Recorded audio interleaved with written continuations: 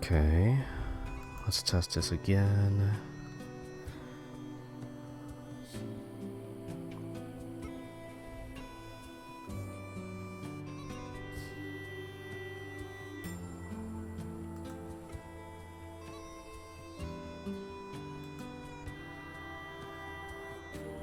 It should be more consistent now.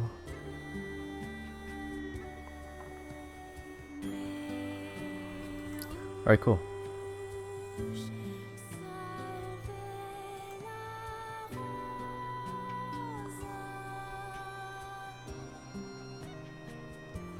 Alright, I hope that's okay. That was completely my fault. It seems like I didn't really check what network my desktop was on, and it was connected to the wrong Wi-Fi network. Because I have an extender, and it was connected to the main hub, which was not a good idea. Because the main hub, if it was connected to my desktop, it's not the best in terms of the total performance. But yeah, apologies about that. That was completely my fault.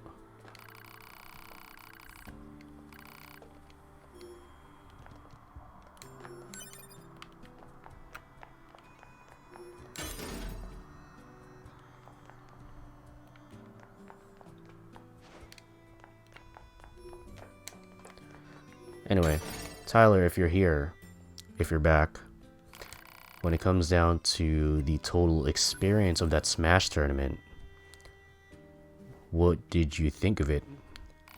Would you want to do the Smash tournament again with Dan? Do you want to bring in someone else to experience it with you? But we didn't even play those characters to be on theme. Those are just the characters we are good at, and they just happen to be from the same game. Yeah, that's cool. That's cool, man. It's nice that the coincidences just worked out that way.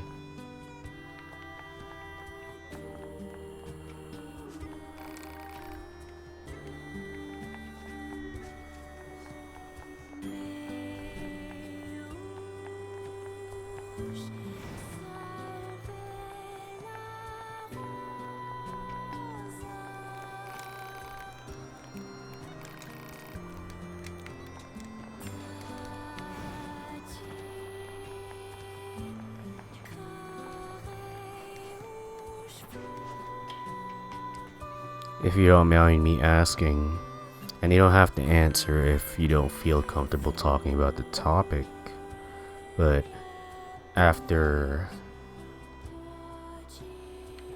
well, as generally asking, just to be more, not so specific, how are you guys handling the whole outbreak?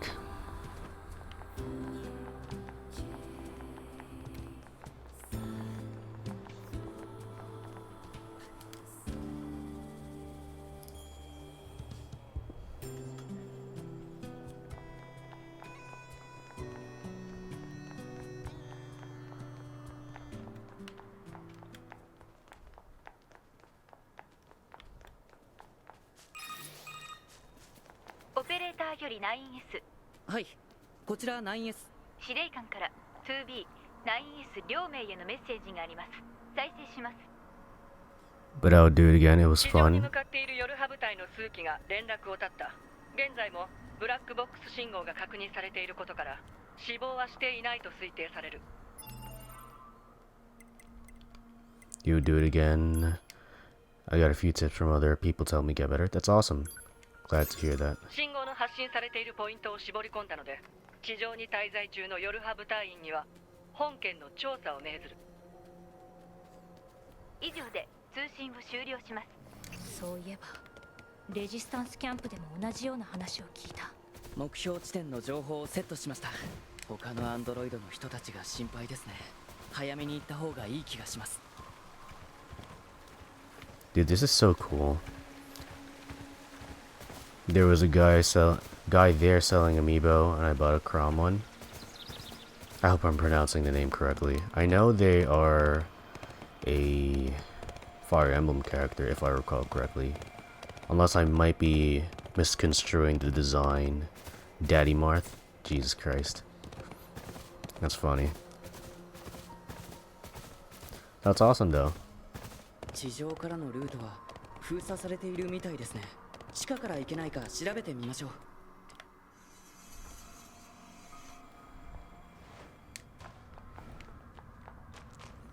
How often do you play Smash, if I may ask? 見た目は完全に I apologize if we've spoken about this before.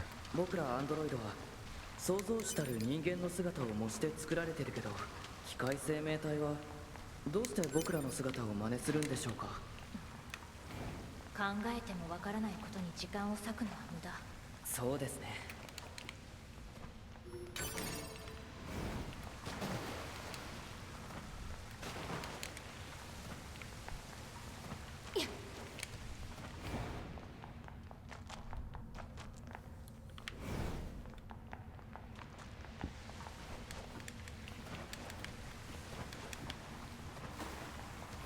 I play Smash a lot. Every time I go down to Lubbock or Dan comes up, there we play. That's awesome. Do you primarily... Well, this is kind of asking the same thing, but I just want to see if like you experiment with other characters. So I know that you said you main Link and Ganon, but I'm curious as to whether you experiment with other characters as well, or do you just stick with your bread and butter?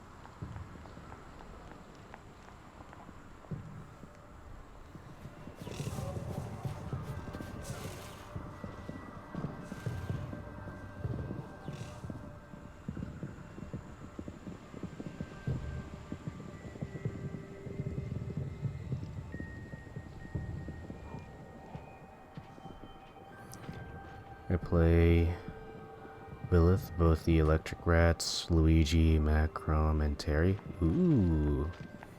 So if you don't mind getting into it, I'm curious about your overall experience of these characters, if you don't mind getting into it. What do you particularly like about these different experiences? Start at whatever character you like. But I'm very curious, just to hear your insight.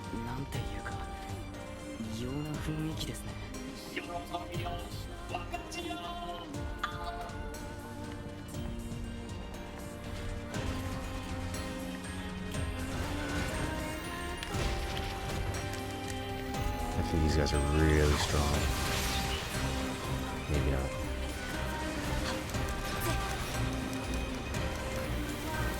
Maybe they are. This guy has a freaking laser.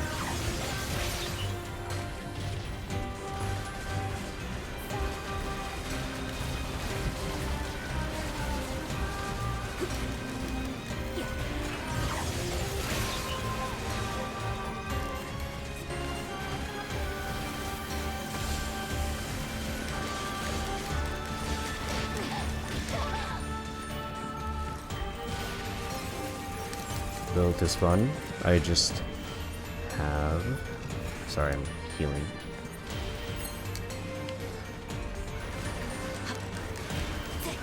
Build is just fun. I have good combos with the rats. Everyone else lets me get up in their face and beat the shit out of them. That's cool. That is really cool. Yeah, like, I have... What is it? Acting up.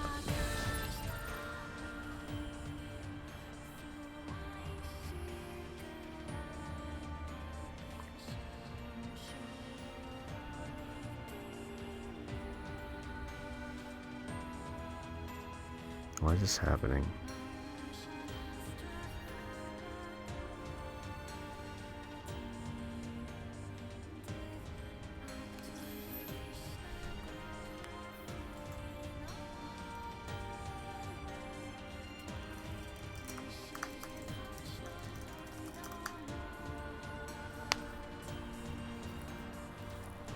Okay, things should be okay now.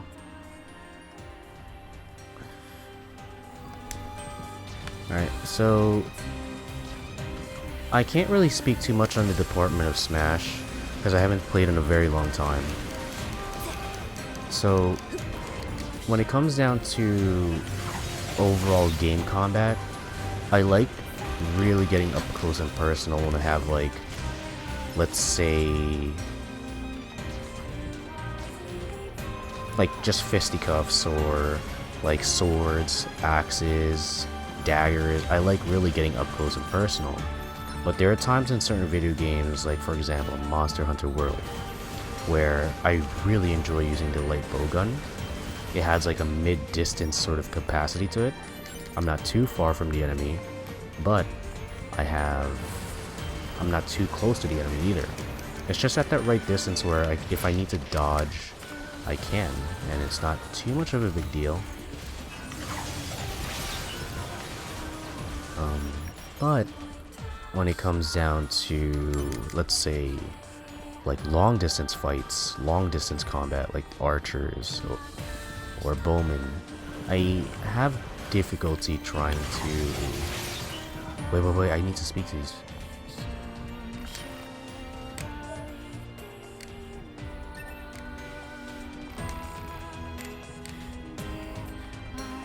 I should not. I feel bad.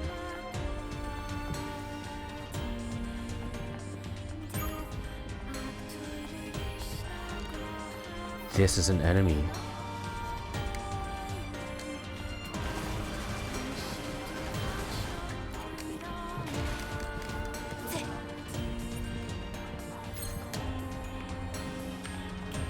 Huh. I think that enemy in the middle is going to most likely come to life when I exit this area.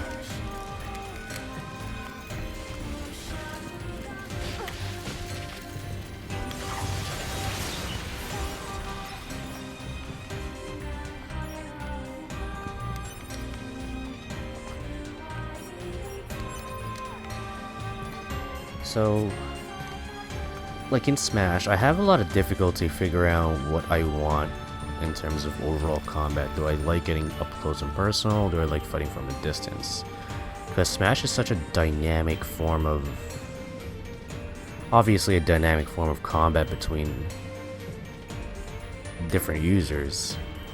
But at the same time, it's like, do I like playing it safe in such a volatile system of combat, or do I like... rather, let me restart that sentence. Do I like fighting in such a way that it's up close and personal, dodging, weaving, like, I forgot what it's called, like, there's this trick you could do with shields. Not only just use shields, but you can dodge using that way, as well as you can roll around that way. Dude, my Smash knowledge is so outdated, man. But I absolutely adore Smash Bros. Me and Kiana play it sometimes. That's awesome. That's really sweet of her to join you and play with you. That's awesome.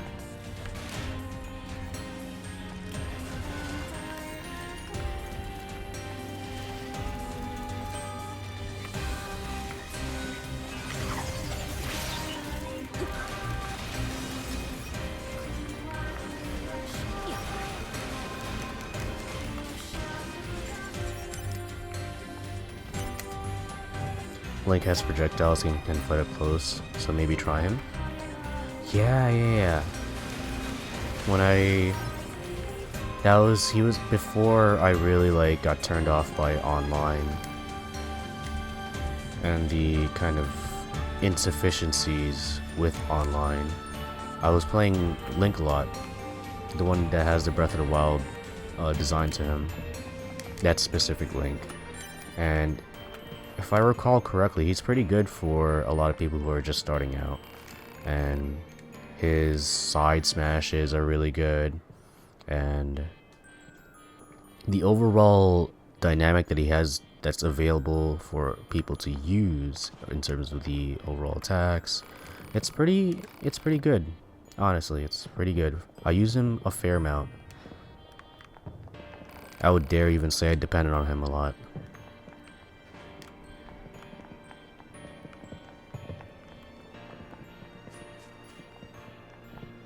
I really enjoyed using his Breath of the Wild bombs, the rune bombs. Oh my god.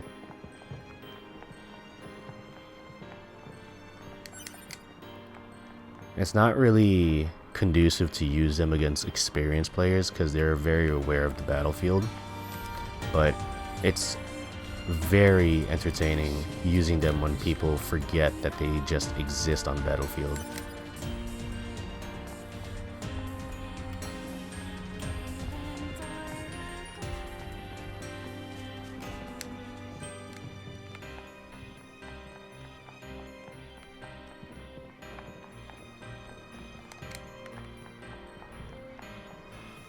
He's a shop?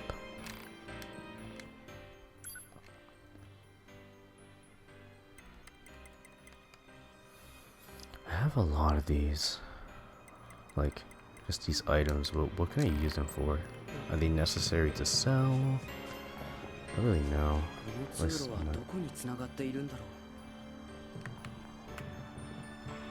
Huh. Maybe I should accept the quest.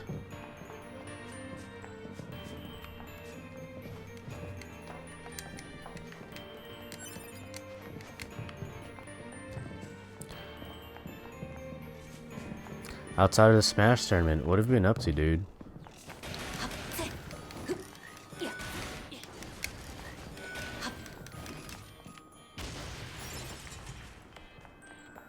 Link is the second best character. My absolute best is Ganon. Only reason I didn't use him in the tournament is because it wasn't a pro tournament. I mean that as everyone there was only a bit above average. That's fair. I heard Ganon, and maybe I'm just recalling from the first 3 months of when Smash came out. If I recall, Ganon was really, really good. Like, he was like the meta for a while. I want to give everyone else a chance. They can't handle the Tyler, man. The big T. Resistance の反応はあの建物の方向から発信されています。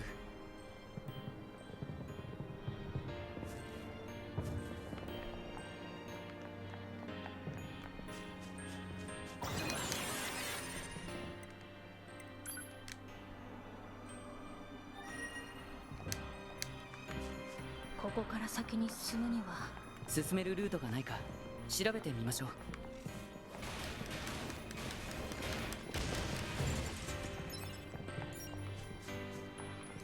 I really like this weapon. It's quick. Like this sword. Very, very quick. I don't think I'm gonna bother with trying out the broadsword.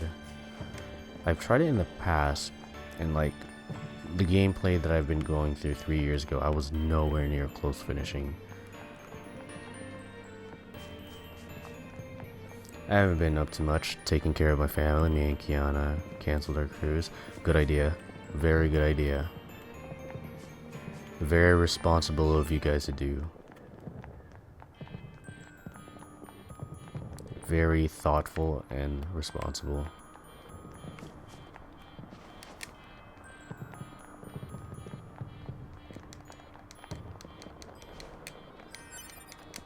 Has the areas around you, in terms of the school districts, have they been canceling school temporarily? We were going to leave Freya with her grandmother and take a break together. That's fair. Yeah. Unfortunately, how things worked out, especially with the shenanigans of this year, it's better to be safe than sorry.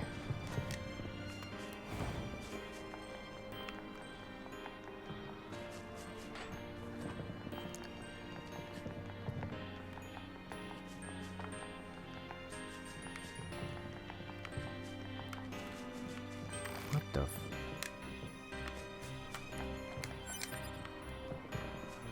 It's so weird. No, that's wrong. That's wrong of me to say. Like,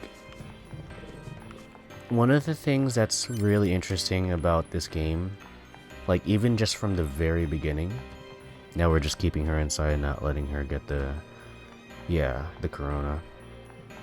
It's good. Honestly, very, very thoughtful, very good parenting. I appreciate you doing that. That means a lot. People should be taking this more seriously than they are. They shouldn't be panicking, but they should be taking this seriously. They should have been taking it seriously from the beginning, but we live and we learn. We do what we can to do what we do.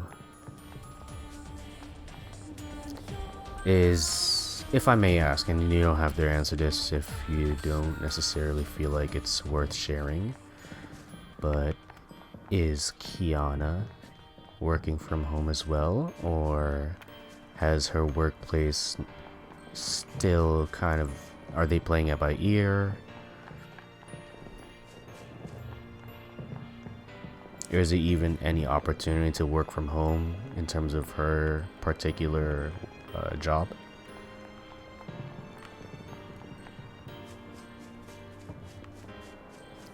Me and Kiana aren't over, so we should be fine. But Freya's only 3. Yeah.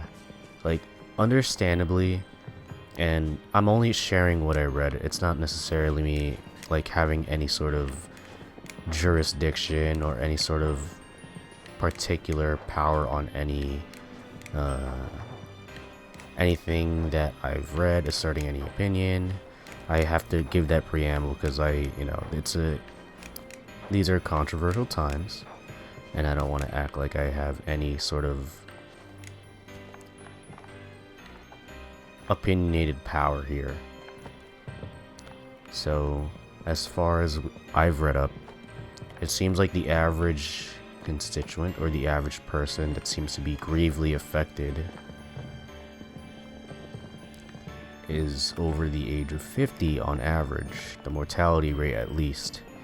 For those who are affected and seem to recover, I haven't looked into that yet. I'm curious as to what the numbers are there, what the age brackets are, but I need to look at that. But you're right, yeah, in terms of, even though the numbers, how it breaks down, it doesn't seem like the mortality rate is even any bit statistically significant when it comes down to the younger age brackets, but it's still better to be safe than sorry. So I applaud you for doing what you can for Freya. That's good. And, you're a good guy, man. And you are a good father, as far as I can tell. She's still working at the building, but as soon as the first person gets it, she isn't going back till this is over. That's good. It's just unfortunate that right now, when it comes down to the shenanigans of this overall pandemic, a lot of places are not willing to take the initiative to work from home until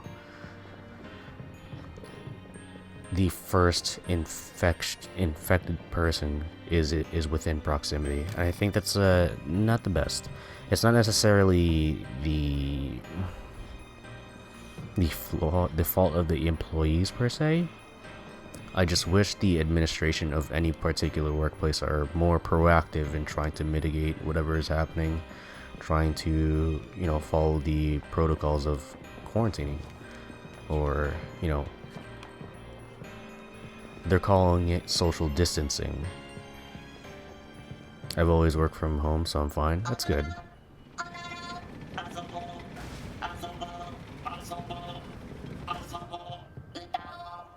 Just a heads up, I might be a little slow on responding here, but feel free to keep talking. I'll respond when I can. This is a pretty big boss fight.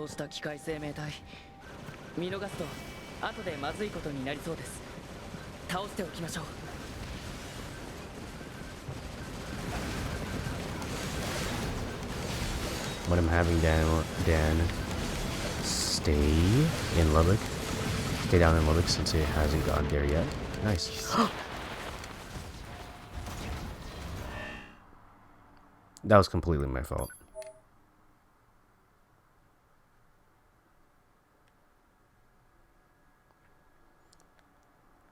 It hasn't got there yet. Okay. Gotcha. That's fair. Honestly, really thoughtful of you. And I'm glad that he's willing to take the advice. Oh shit. That wasn't a loading screen. I thought that was a loading screen. This is the loading screen. Jesus Christ.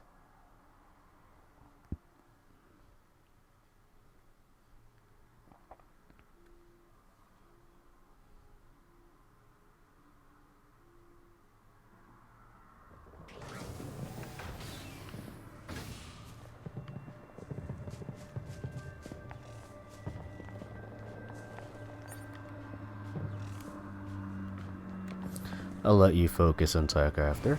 For sure. Thank you. Appreciate that. What I'm curious about is... Oh no. Okay. So one of the interesting parts of this game, just to explain how the death process happens, they leave behind basically your carcass or your... Yeah, they mark where your carcass is or where your grave is, essentially, quote unquote. And that blue spot on the map on the bottom right, that is where obviously my body is previously, where my death was. And the interesting part about this is that you need to the user who quote unquote died, they have to take into consideration and remember where their death was. Otherwise, if they die again, they cannot recover everything that they lost. So my items and such, and all those chips and whatever it may be, that would be lost if I died again. And that would be a lot of essentially lost progress, one could say. Okay, so the dashing is what I gotta be careful about, or be careful towards.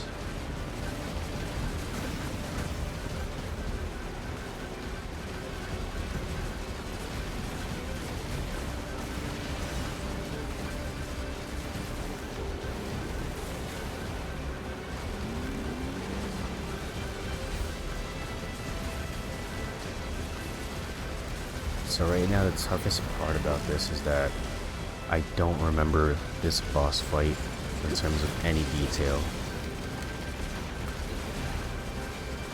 Since it charges, which I was not ready for that. It charges if I'm right in front of it, which makes sense. It has arms that extend and swing, so I can't stay too close to it. And even if I stay far from it, it has that laser.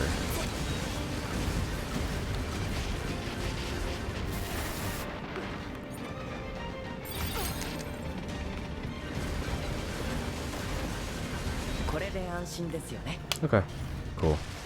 So that's that. If there's not another bus on my way.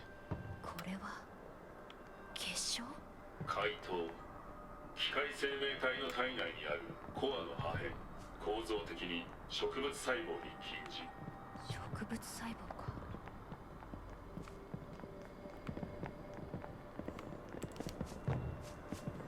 This game's really interesting.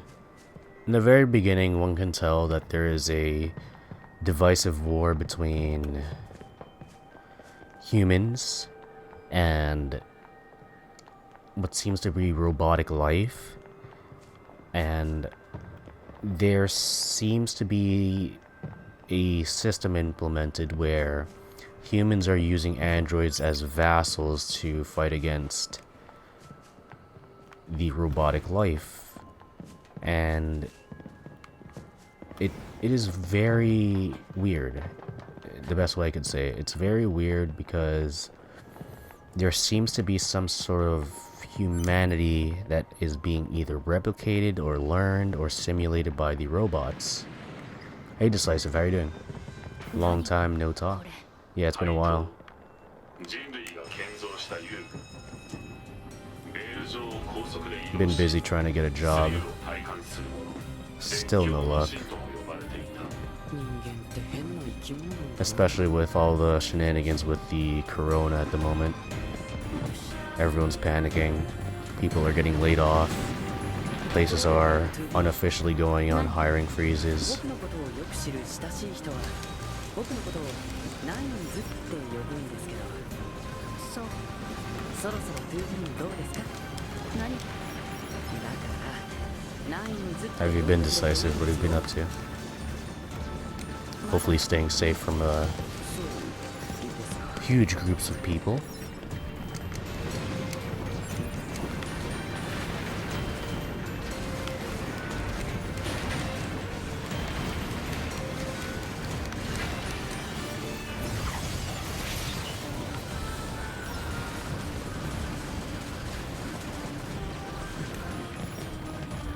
How is your health?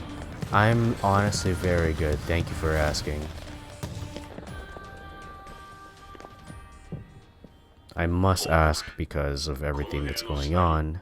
How is your health as well?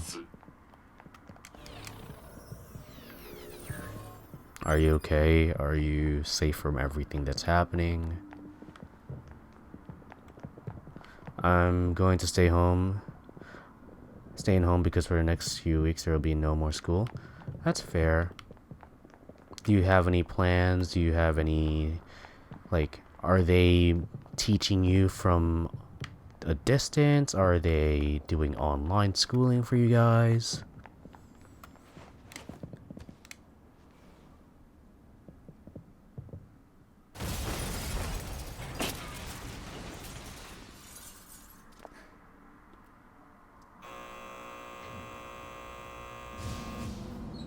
No, they just canceled?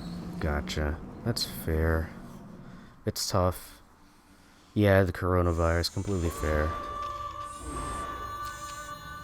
Do you have any plans that you would like to sort of embark on? Even if it's just being at home, like anything, any plans you have to pass the time? Watching shows, stuff like that?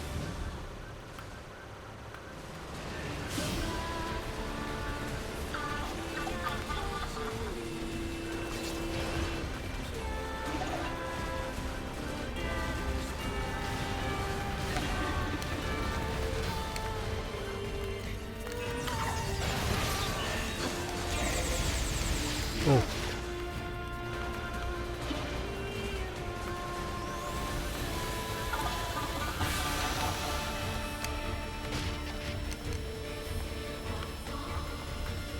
So I don't really need to rush.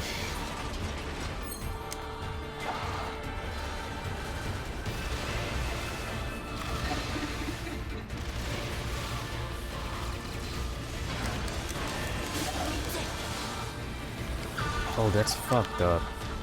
It looks like this particular boss has androids lined up on it.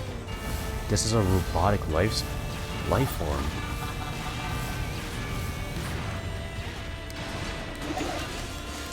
This is NieR Automata. I'm gonna read your other message a bit. NieR Automata is the kind of the sequel to the original game NieR, but it doesn't seem like there's any tie to each other. This is for the PS4. However, I don't know if it came out on other consoles. There's a lot of Galaga homages, if the best way is that the best way for me to say.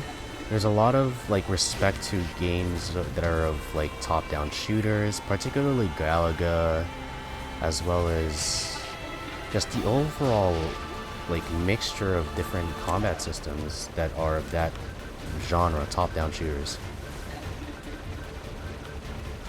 It's really interesting. I'm just gonna 100% I assume that's Mortal Kombat Wii and New Super Mario Bros. As well. That's interesting. Cool, cool, cool. Keep me updated on that.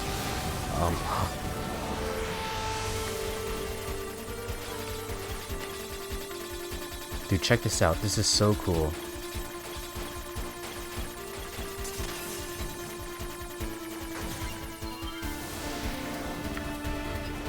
This is so goddamn cool. 機体に不具合が生じるから気をつけて。トゥビー。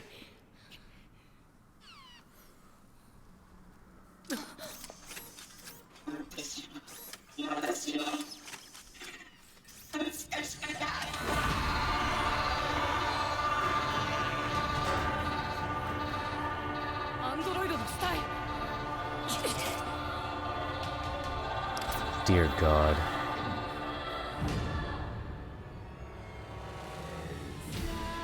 I can't remember it. It reminds me of a shooter. The name is just random letters and numbers. It kind of likes to Bayonetta. Oh, you meant Mario Kart Wii, sorry. I thought you meant Mortal Kombat. Whenever I see MK, I just default to Mortal Kombat. You don't think there's a Mortal Kombat for the Wii? That's fair. Yeah, that's my fault. I'm honestly not well versed when it comes down to the Wii, let alone like even the Wii U.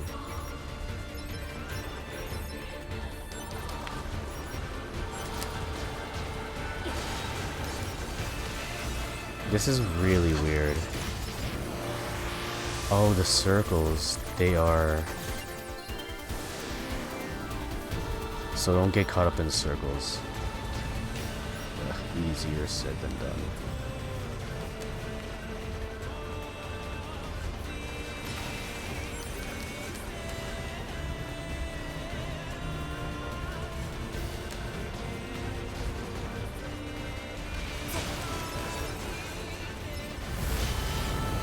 Oh, so it's the androids that are in, well, the dead quote-unquote androids. They're the ones that are emitting the attacks. Okay. The hacking looks really cool. Yeah. The Wii U kind of sucks though. Yeah, I've heard the general consensus towards Wii and, well, rather Wii U is that it's not the best.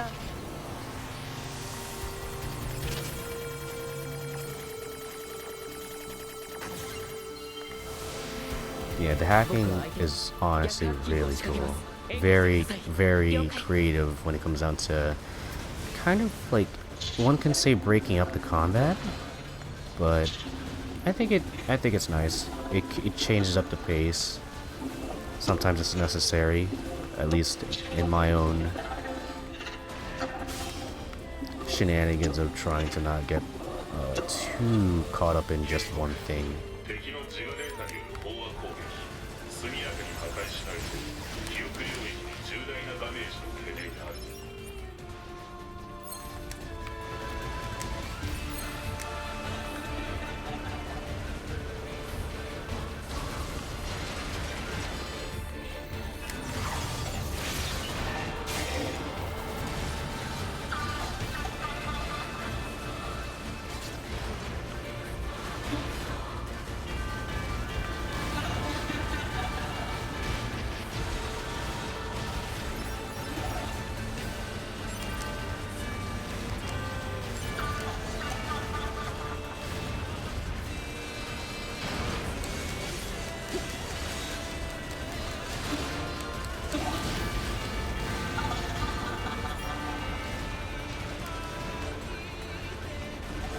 Okay.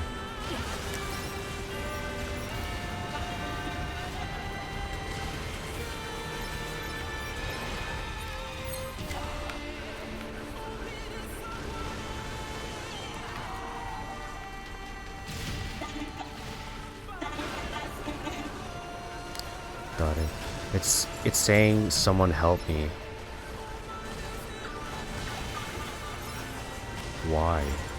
It seems like a lot of these robots are, these robotic life forms are yearning for help. Well, is it asking for help because humanity is potentially the antagonist in all this. At least the antagonist to them. I don't know. It's interesting.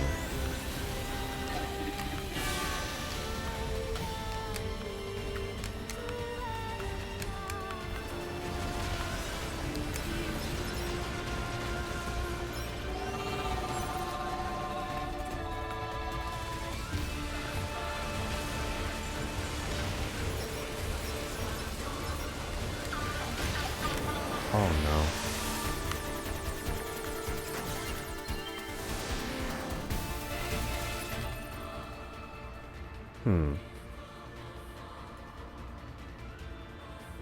Okay, just need to check something.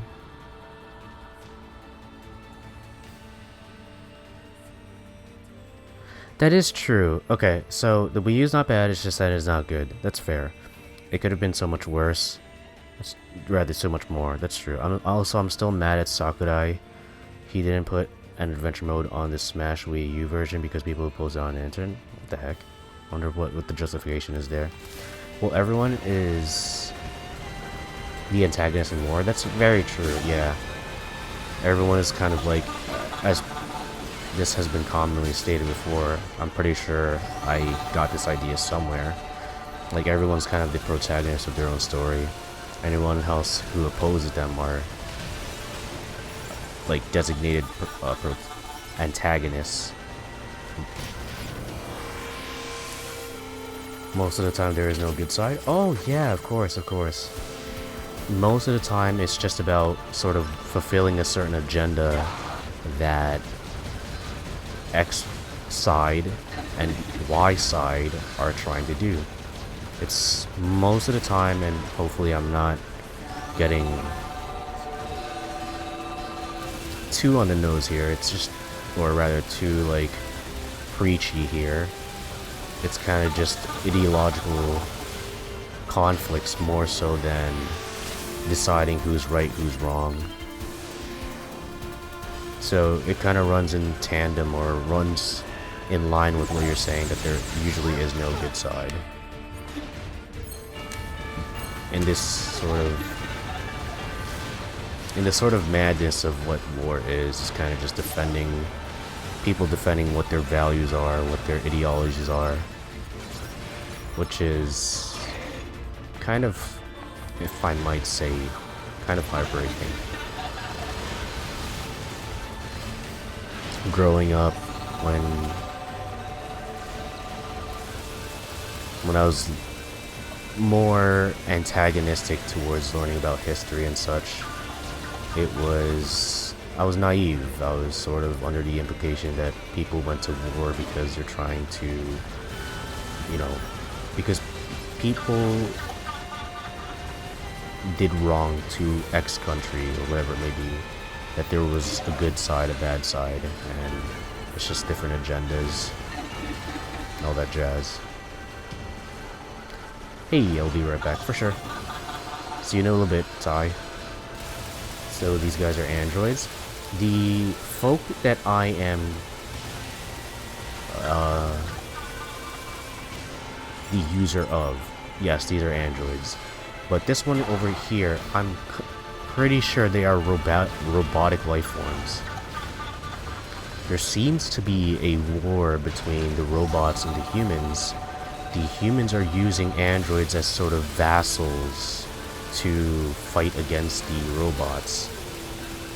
It seems, though, that there is some sort of discrepancy between the robots and humans, where the robots are kind of potentially learning the behaviors of humans, where humans may have been calling for help, potentially acting in such a way that robots were able to simulate said human behavior, such as like caring for a child, wanting to be rocked to sleep, just having some sort of comfort where if these robots were around humans during the ends of their particular battles and these robots won, I just got destroyed. So where are the iPhones? Jesus Christ. Dude, I got destroyed. I was so close. I was paying attention to... because I fell back and I wasn't able to get up, there was no invincibility frames and I just had to eat that energy wave. Which is fine. Well, it's not fine, but... ブラックボックス信号が確認されています。生きたまま兵器に改造されてるんです。すぐに終わらせる。Honestly, this is really interesting. Like, I believe I'm playing only on normal mode. I'd be surprised if I'm playing on any higher difficulty. Stop. Yeah, I know. The joke destroyed me. It's interesting to see how the combat system is playing out in this game. It's not, I wouldn't say it's particularly difficult, but people, at least I have to be paying attention. Like, in terms of, there's a lot of projectiles, there's a lot of like energy waves being emitted, and right there I must have like ate some sort of attack. Yeah. Unless there is some sort of time interval that I get hacked anyway. But at the very least, these waves and other attacks that are being sent my way, whenever I come into contact with them, it seems that no matter what, I not only take damage, well, possibly take damage, but I also get hacked. Wait, it started the half bar. Huh. That's actually really nice of I guess, well, that's not nice. 敵のジオデータによる飽和攻撃、速やかに破壊しないと記憶領域で重大なダメージを受けている。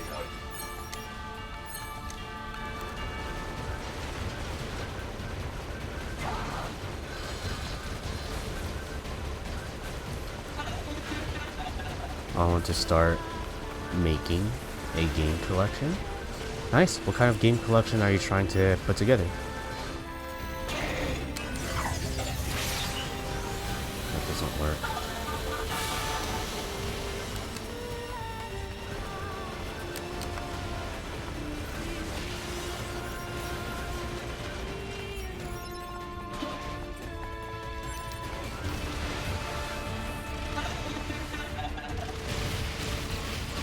Wait.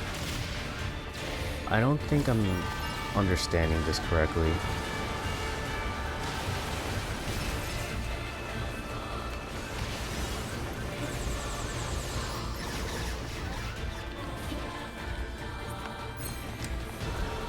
So, whenever the missiles get sent out, and I sprint, it seems as though either I slow down or I'm supposed to continuously toggle the sprint button, which is almost essentially the evade button as well. I want to get the Nintendo stuff first. Cool, cool, cool. Nice. But I want the main consoles. That's fair. So are you talking about just... So, okay. When it comes down to the overall nature of what you're talking about starting a main collection, are you going to start with Nintendo stuff first in general, not necessarily just talking about consoles?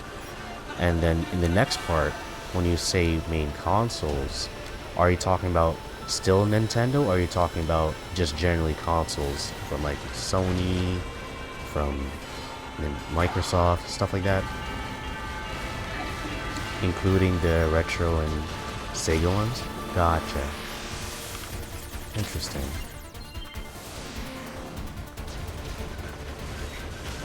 So when you refer to consoles, I'm assuming you're talking about the totality of consoles, not just Nintendo. But in the first statement, you're talking about collecting Nintendo stuff first.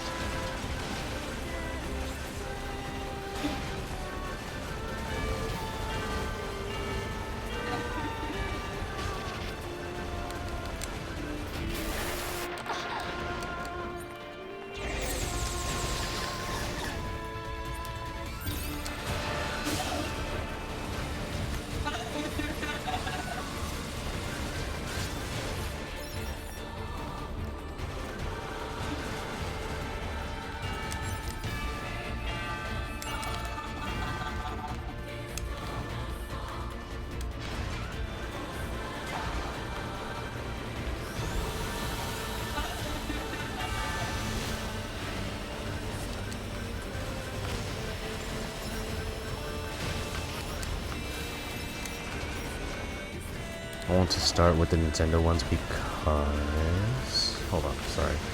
Just making sure I'm not, like, being dumb with this. Okay. So many projectiles, man.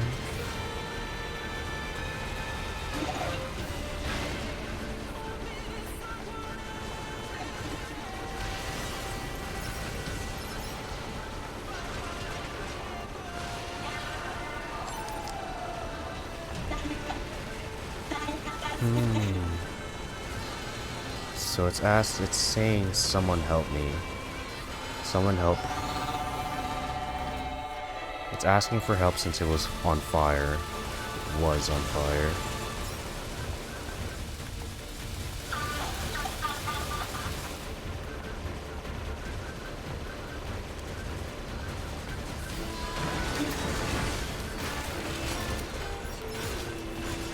Okay, this is the part where I completely got demolished. I'll try to respond, but just wanted to let you guys know that I'm gonna be trying my best to pay attention here. Since even while I'm paying attention, I'm kind of getting destroyed.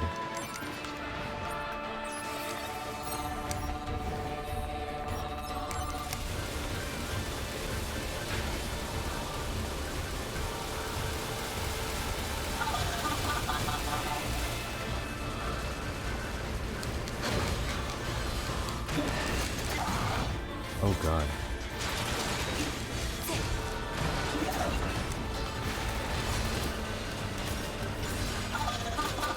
What is it throwing up?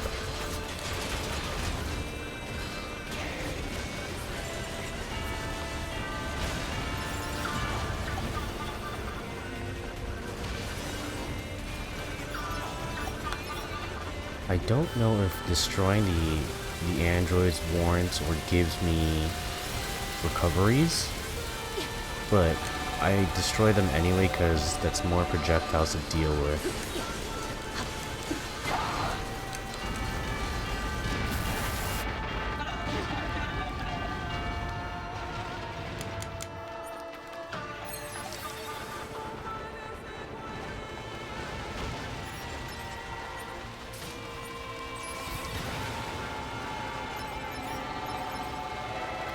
So apologies, it's gonna look like this because I'm on low health.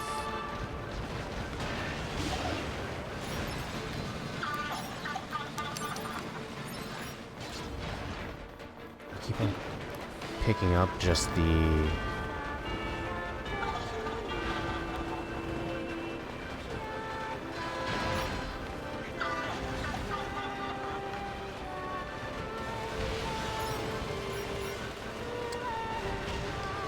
Dude, this is tough. I don't know why I'm struggling this much.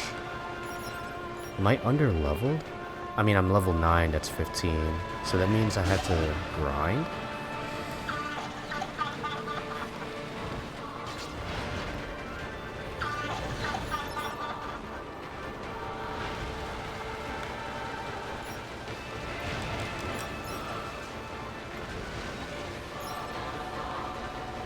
It's honestly really hard to look at this.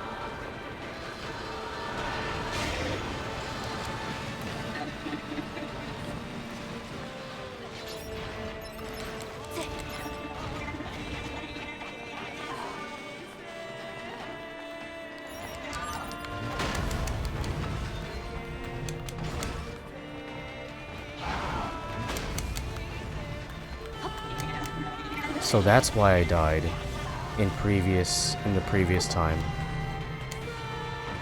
I didn't realize that it also jumps at the user.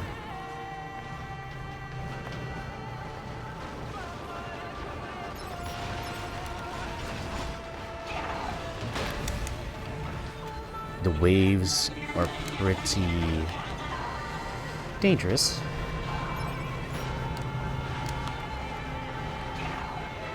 I not only have to take into consideration of the waves, I have to take into consideration of the androids as well that are sending out the hack emissions.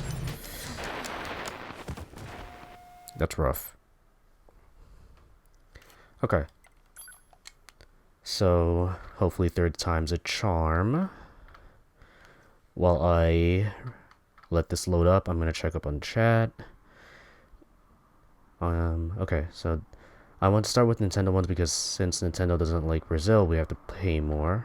That's fair. Decisive D plays Smash Bros. I want especially Sony ones because I just got to experience one Sony console. Just Raw. I don't have a Switch. I want one though. Man, this boss has some real big health bar. Yeah. I think I really have to like back off, but I don't know.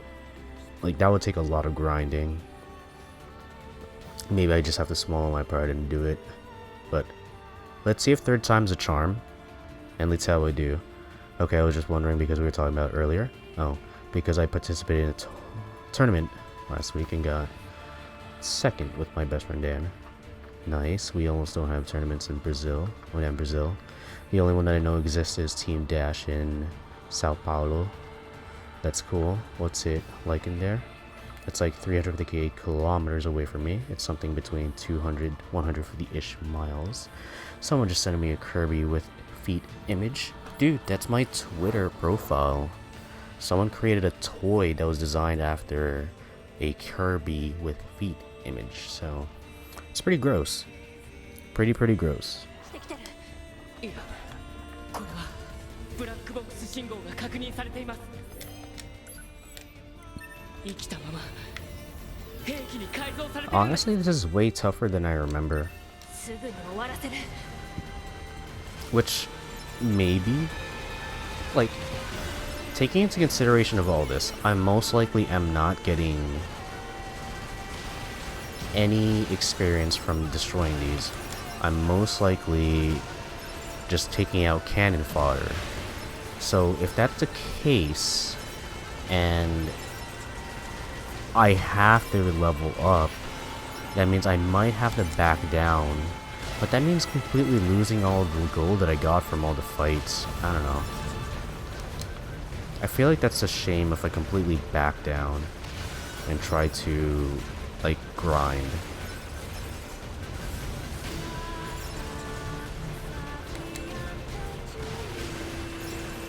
Because everything is compounding. Third time is always a charm. Maybe you should grind. Yeah, so if I fail this completely, then I'm gonna just back out and grind, regardless of what I lose. It'll be sad because that means I lose all the gold and all that jazz that I was able to accumulate.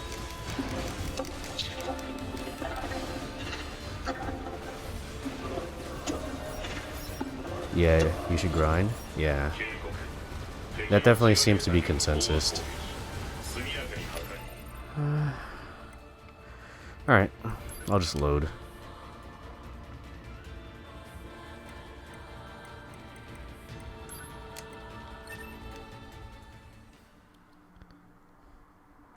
Yeah, if I'm gonna most likely fail, I might as well just head out and grind.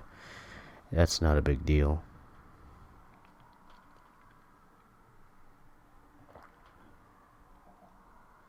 Oh snap, I forgot I qualified for affiliate. Because it gives me options such as running like a 60-second ad break. I'm like, oh, right. I got that. Right.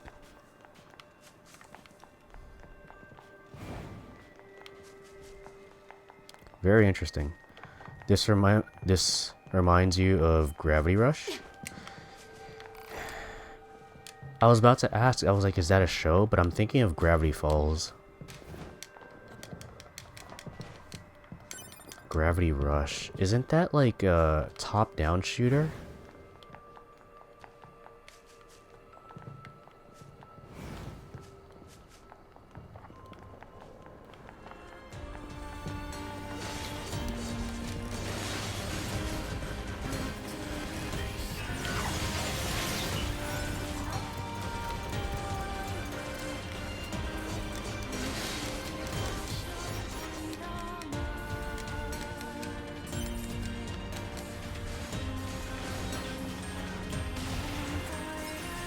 It's a PS4 game? I may not have played it. What's the genre and or what's the type of gameplay?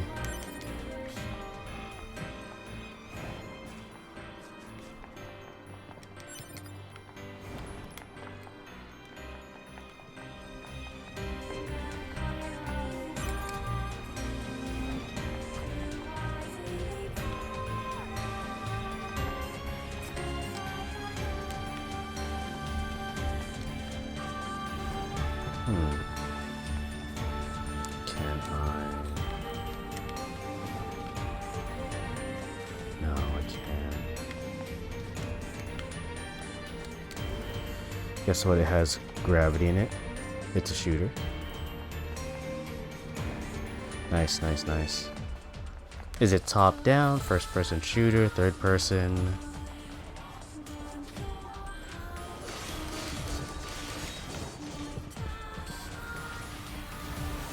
Oh no.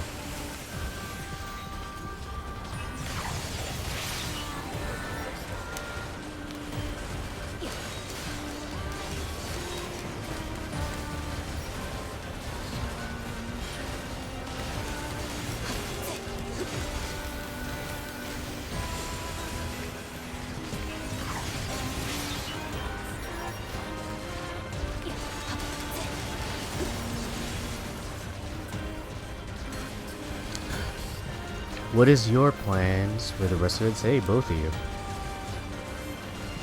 Relaxing Sunday. Oh, no, don't destroy those.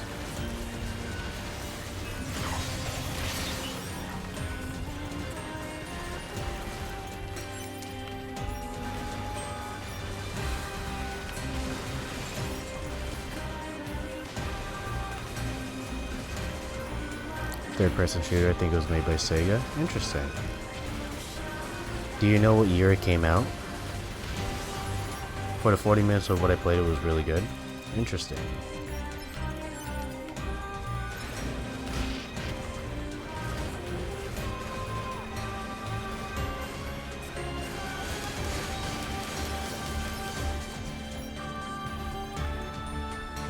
I wonder if it's worth getting the experience chip. Because if anything, that'll help me see where I am instead of blindly grinding. I mean, I don't know. Blindly grinding... Would it make me feel better knowing like where I'm at? No. I don't have anything to do now. That's fair. Do you happen to like reading at all? Like anything that's out of video games that you like to do? I'm gonna go for a bit. I got stuff to do around the house. We'll be back later for sure. Good luck with the errands. I hope to see you later. I'm probably gonna be on for a bit of time, honestly. Like, I just kind of want to chill today before I get back to doing like whatever obligations I gotta do.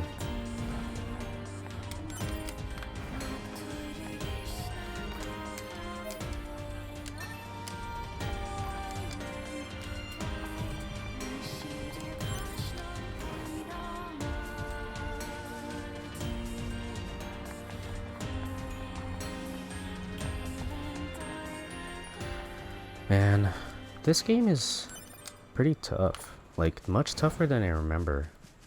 Just strictly the combat, like... Don't get me wrong, I like it. I really, really like the combat. Especially the way it's able to, like, switch styles.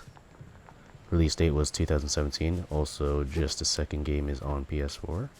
Gotcha, gotcha. The first game was on... You said... Wait, you said Sega was the one who created it. So what console was the first one on, if I recall, if you don't mind answering? Like, I don't want to assume it's... Oh, PS3, okay. I was like... Okay, so my guess was wrong. I was like, if it's made by Sega, does that mean the first one was made on Sega Genesis? So it's a good thing I didn't assume.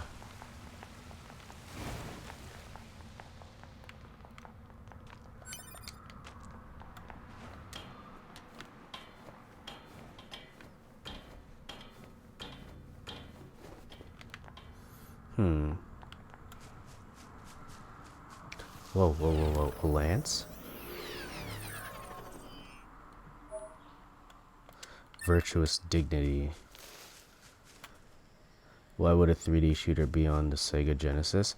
Yeah, exactly. And I was like, huh. Because every time I think back to Sega, I always default to Genesis. I always default to like the old school, like shenanigans. It's something I gotta stop doing. Sega Dreamcast would make sense though. Yeah, that's true. Oh god, man. Every time Sega comes into discussion, I always default to Genesis. I gotta stop doing that, honestly.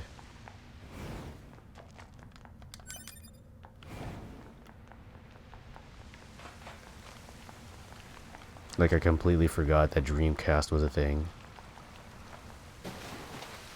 I barely got any experience with the Dreamcast, so I think that's why I completely just forget that it was of existence.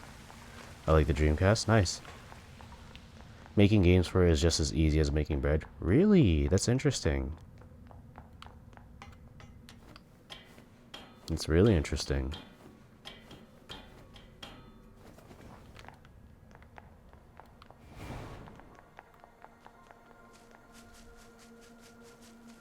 Did you have any particular favorites from the Dreamcast?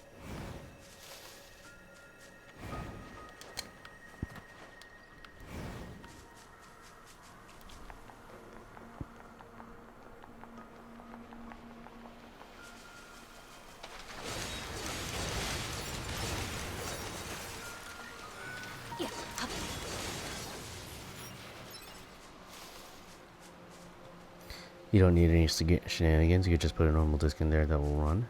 Interesting.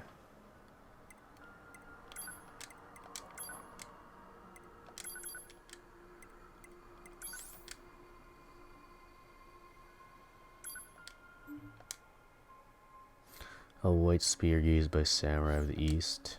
Huh. My sword should be stronger. Light 5, heavy 2. Light 3, heavy 2. 220, 240. 273, 24. I'll stick with the sword. Unless it's from another console or PC game. Interesting. I don't have a favorite grade. That's fair.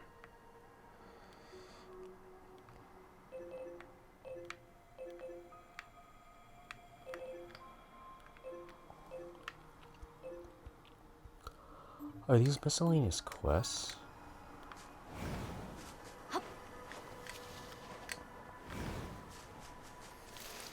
I think in the meantime I'll do side quests to see if it'll boost my level properly.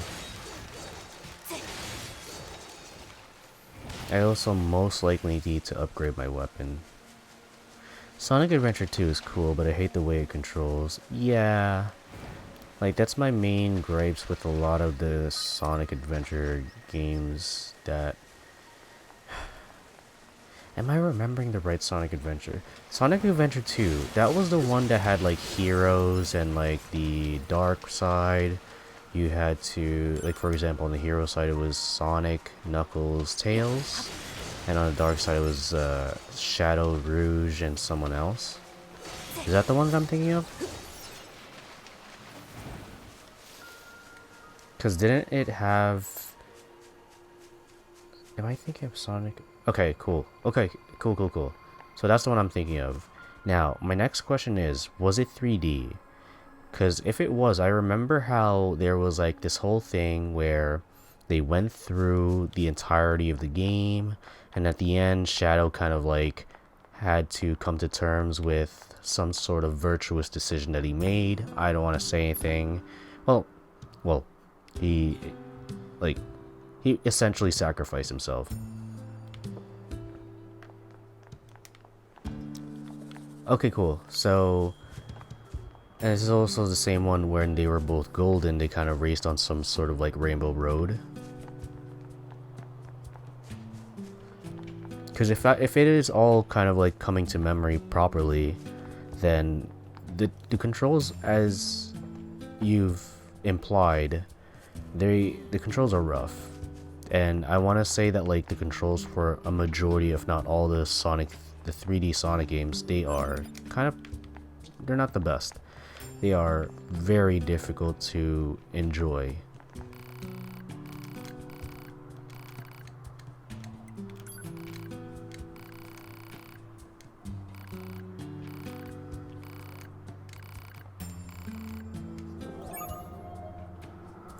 Yes, in the final part, Sonic and Shadow become super and beat the boss.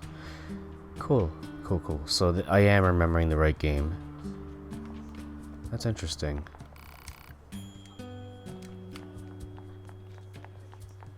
Yeah. And wasn't the boss supposed to be like some sort of other form of Shadow? Like some sort of experiment based off of Shadow's genetics?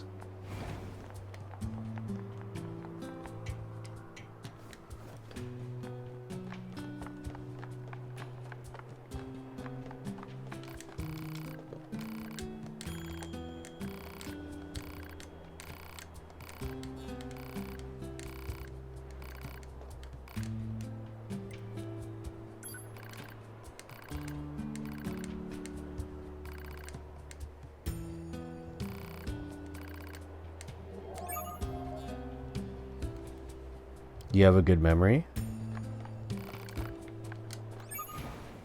Yep. Oh, yeah, you said yeah, pretty much. Oh, thank you. Cool. That's interesting. I'm surprised I remember that.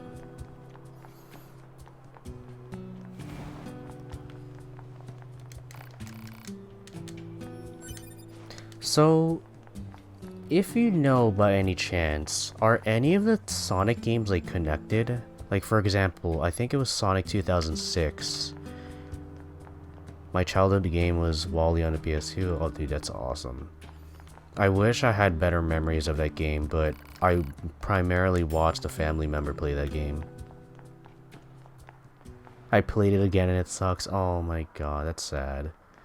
That's one of the tough parts about revisiting these games. Kind of, we look at these things, these particular experiences with such a such fondness, and when we revisit it in the future, one could say, or in time that passed, it's just like, you know, it was a product of its time.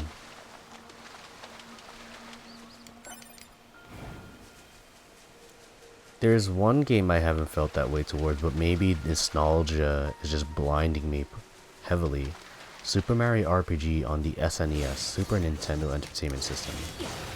I love that game, and I wish I had the opportunity to be able to replay it just to see if like it stands true to the test of time.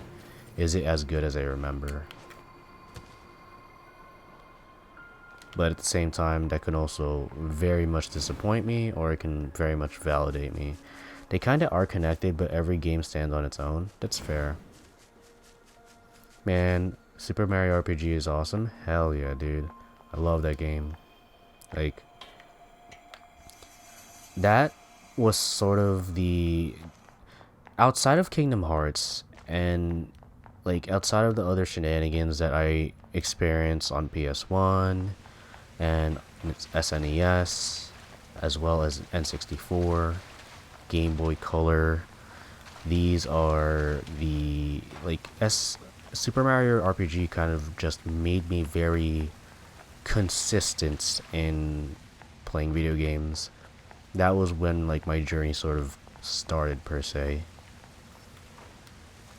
And I look at Super Mario RPG as fondly as someone would look upon their memories of like Star Wars, if they grew up with that, and like the original Star Wars. And that's why I'm thinking, like, is my nostalgia just blinding me? Am I thinking of this game in such pure light that like I'm overlooking the criticism that it may have had? My brother secretly bought GTA San Andreas at the time, and my dad broke the CD when he saw. Oh god, that's rough. That is rough. Speaking of San Andreas, I have that on Steam. I played it on an old laptop, and I picked up a new one in the passing weeks, like the past several weeks, because I needed to get a new work laptop and honestly a gaming laptop as well. So doing that, I haven't tried out San Andreas on the relatively newer laptop yet, and I don't know if I'll be able to.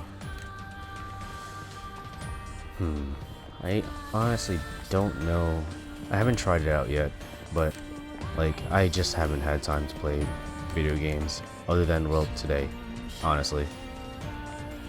But San Andreas in general, like on the PC, it's pretty damn fun.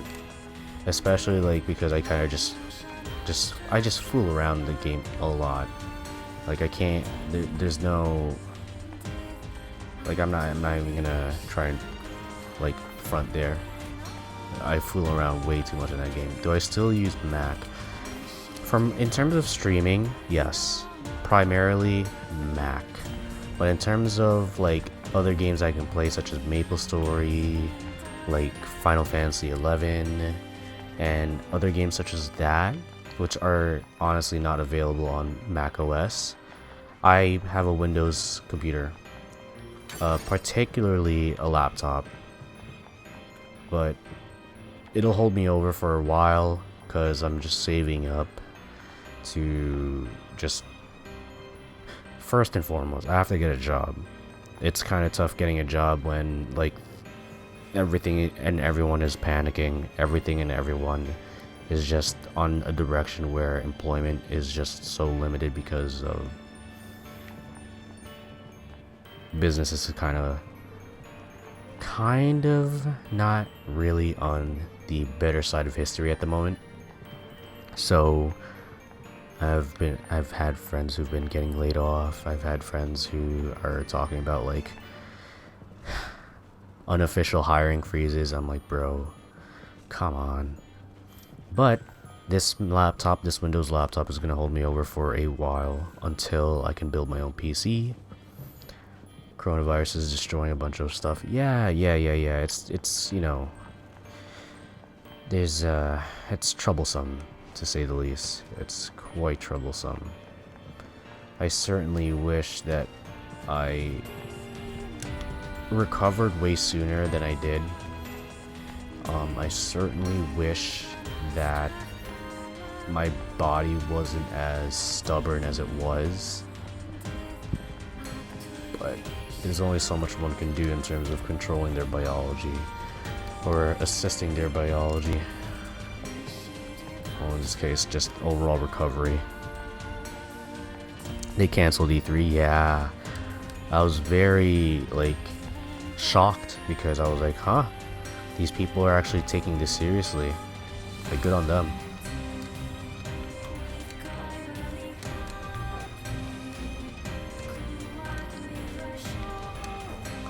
I'm trying to figure out what I'm supposed to do here.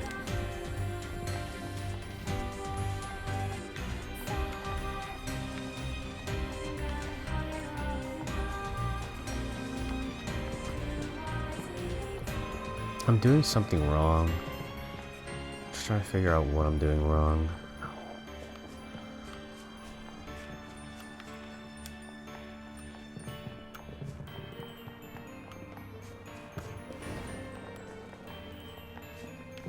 I know I said I was gonna grind, but I'm hoping that like what I'm doing is going to suffice for all the stuff that I'm not doing. Like, hopefully the experience for this quest is gonna be enough, as well as the other quests that I will be doing.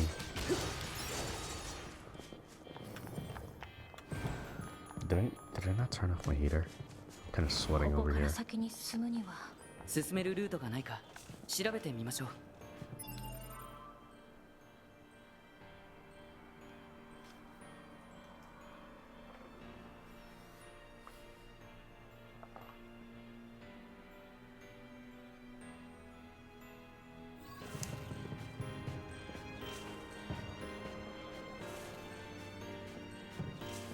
Okay. Why is this acting up?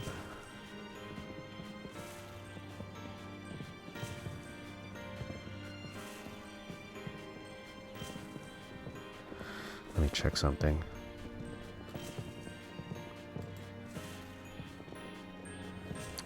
The download is good. So what about the upload?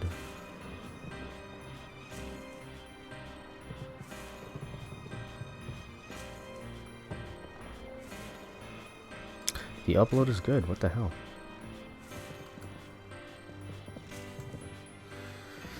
Fucking Twitch. Anyway, sorry about that. Sorry if there was any buffering.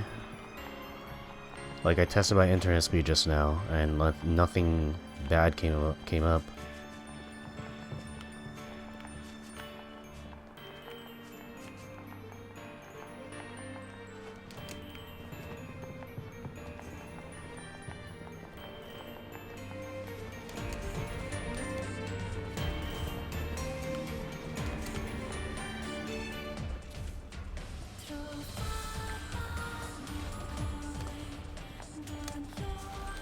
This is somewhat confusing me. I am confused. What am I saying?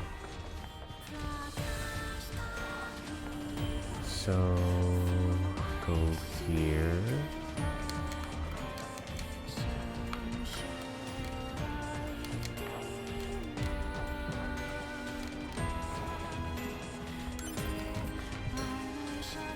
It's asking for that. It's asking me to search that area. I'm assuming that maybe I'm supposed to go up there. But how do I get up there? Is it coming from another area?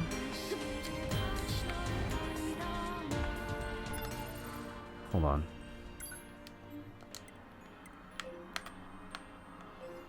So it's asking me to explore this area. The manager's request. Current destinations, whatever. Then... Hey, how is it going? How are you doing, KGF? Thanks for swinging by. Thanks for chatting. Hope that you're doing well. How are you? Need any help? Yeah, so I'm doing... In this instance, I'm kind of straying away from the main story. I'm trying to get through with this manager's request. It's asking me to search for something. I'm in front of a gate, right? And I'm having difficulty figuring out where I'm supposed to go. I'm kind of against the idea of like searching it up. I want to figure it out, but I'm willing to speak with people who are willing to help. Currently chilling as well. That's awesome. Glad to hear that. Thank you for asking, by the way. I'm doing pretty well. Thank you. Over here, it seems to be locked. I can't really trigger anything. I tried to go over here to see if I can go through here, but it doesn't seem viable. And maybe I'm missing some sort of prompt, maybe a key, but I can't seem to figure it out. I'm trying to do side quests so that I can level up that way while also grinding as well.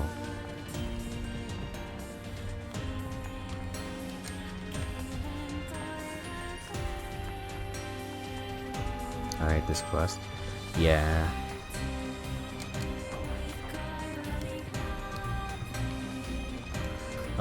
Just to give it more information, like the main story, I'm only level 9, the boss is level 15, so like I'm assuming that I failed twice. I got to the point where like a fourth of health was left. I couldn't really keep up with all the projectiles, and I'm assuming that I should be like a higher level. It should be this story. Yep, it's been a long time since this quest, not gonna lie. That's fair.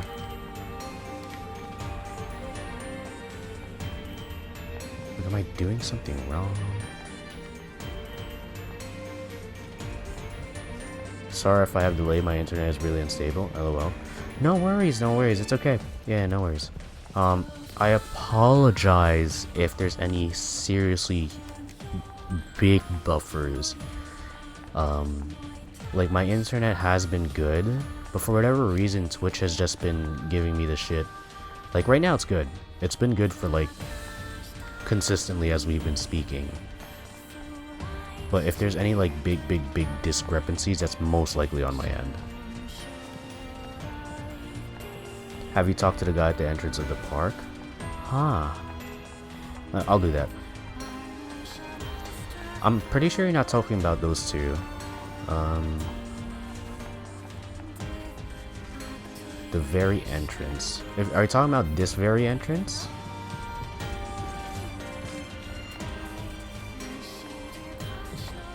Or are you talking about over here? Or are you talking about like all the way over there? So I marked 3 spots. The first one is the very entrance, the second one is like right there, and now the third one is right here.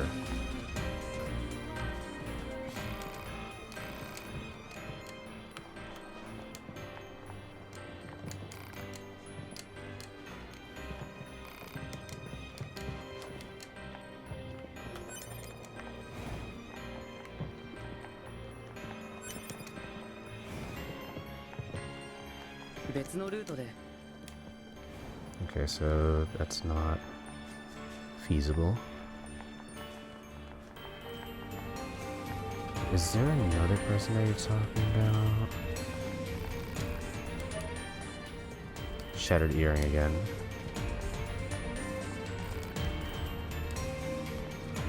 The very entrance. Okay, cool. Is a person there?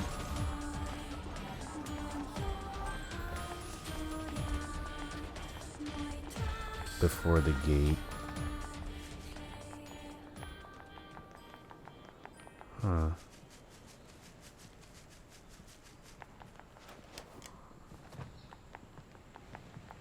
Are we talking about like the like after this sewer entrance? Like once I start here, there's someone I'm supposed to be looking for? I did this quite late compared to you, so okay. Because when I was over here, like, if we're looking at the map and the cursor, like, pointing over there before I got into, I didn't really see anyone. I need to refresh. And I need to refresh, rather. That's fair. Like, if I wasn't being stubborn and I just searched it up, I could get the answer, but I feel like that's such an easy way out, you know? Like, I enjoy talking my way through this. I enjoy being able to, like, have opinions on, like, if myself and the people who are willing to help are in agreement to, like, lead me to the answer as opposed to, like, just giving me the answer. I think that's, like, a better process as opposed to just searching it up. And it's also a better way to, like, communicate and bond, you know? But maybe I'm just... I don't know. God, man.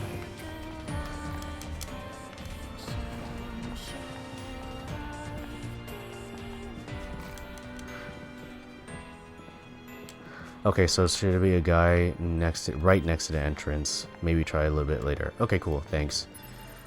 So, instead of doing that for now, active quest.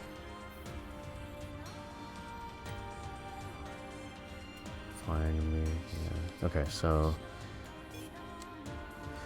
just shut tight. Alright. Try to advance the story a bit, and it should be fine. It's surely because you're not advanced in the story enough. Alright, cool. Thank you. Alright, so what I'm gonna do is I'm gonna grind a little bit. Because I am clearly not strong enough to attack. Well,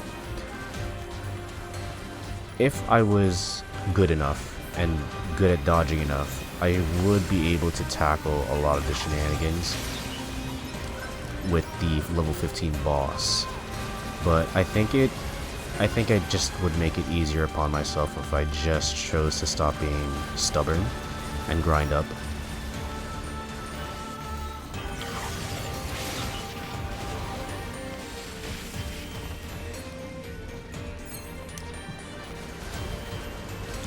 The quest is available mainly because you have access to this area, but it doesn't say that you can do it yet, if that makes sense. Oh, okay. Interesting. Okay.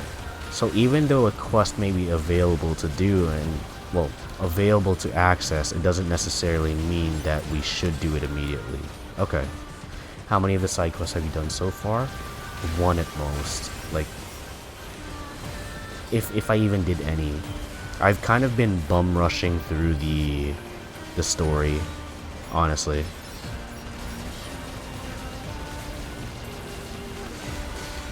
While also kind of just exploring the world.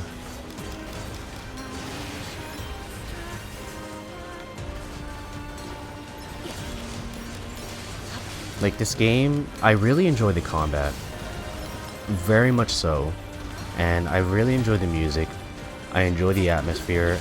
And for me, the story is so captivating. It's so interesting to see, like, what appears to be, like, a long-standing war between robots and humans, and using the androids as vassals to fight against the robots.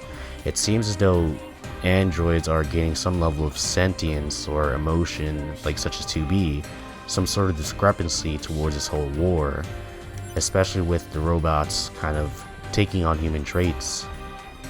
There should be tons in the city ruins now. At least a few of them. If not, definitely do that one main quest and it should unlock more stuff for you. Alright, cool. I'll check out the city ruins. When you say city ruins, are you talking about the desert?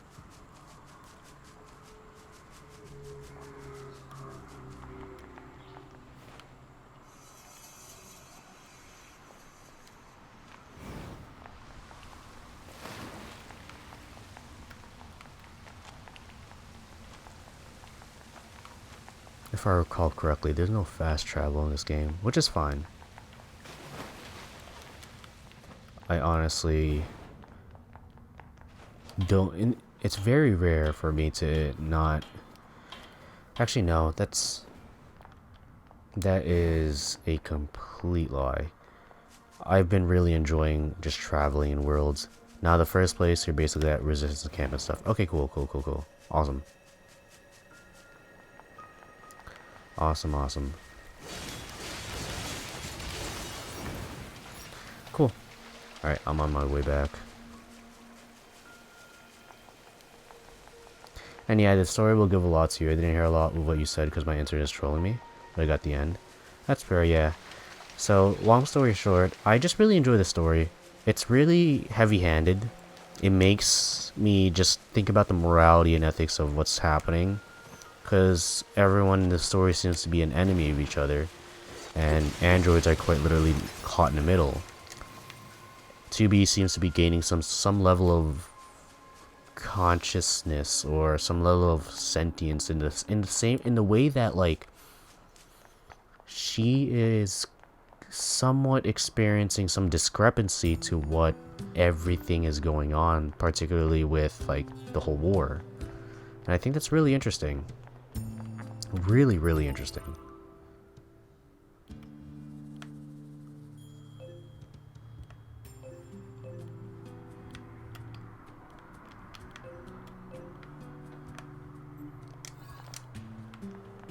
Just in case, I should save. If you already like it so far, you won't stop getting surprised and love the story, I'm 100% sure. Oh yeah, like, I'm honestly looking forward to advancing the story. I need to also be considerate towards, you know, being at the right level, actually doing side quests, like to just have a holistic experience of the game, as well as 2, being able to actually have the proper strength and, you know, overall prowess to tackle these bosses. I don't, and maybe I'm just speaking out of naive experience, but a level 9 tackling a level 15 boss, especially that boss of, like, where, you know, the battlefield is very filled with projectiles and different sources of projectiles, I don't think it's the smartest thing for me to do. Do you know small orange dots that are you need to actually get there? Oh, okay.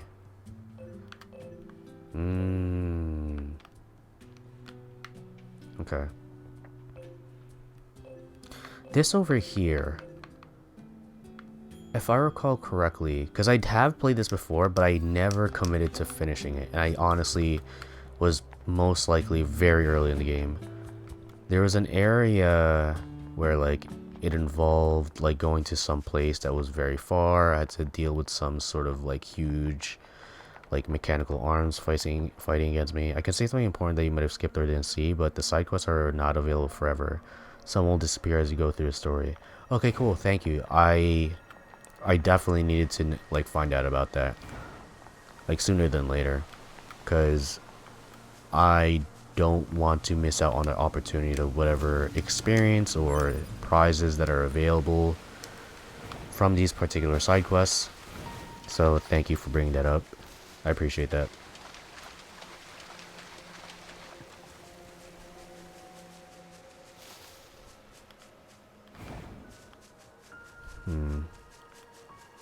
I'm gonna find a ride.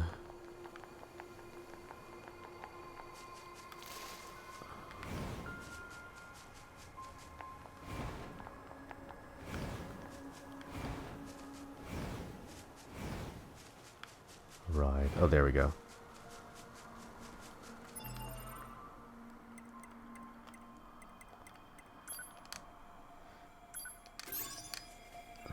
And side quests give a lot of depth to the game, as boring as some can be to do like FedEx stuff, but trust me, legit every side quest brings something to the game that is unique. Awesome.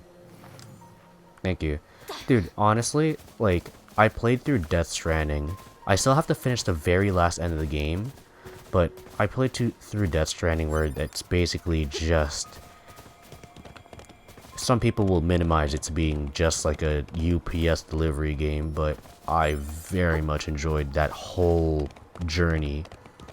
So yeah, if I'm able to enjoy Death Stranding and all of its side quests and all of its like just side stories and main stories and overall just walking, like I'm positive I'm most likely going to be able to like enjoy the process of what NieR Automata has to offer.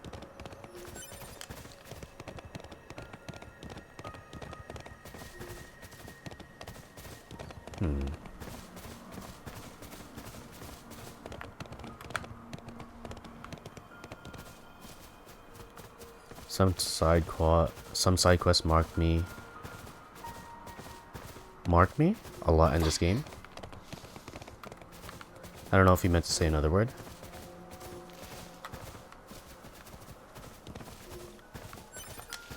There we go. Like when I finished something, I was just like, what happened? What has my life become? Oh, like some side quests made you question a lot in the game. That's interesting.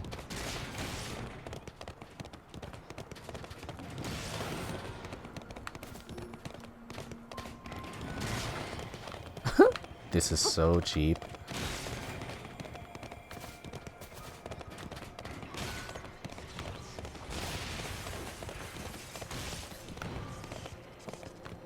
I have a lot of animals like beat. I should not really have to rely on that. Like touch me truly made me think and all. Yeah. Like English is not my main language, so sometimes I get confused with some words. Oh, dude. Yeah, no worries. Like, sorry if I apologize in advance if I may sort of like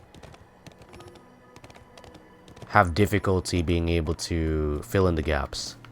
So I will do my best to try and fill in the gaps. Just want to like apologize in advance if I have difficulty doing so.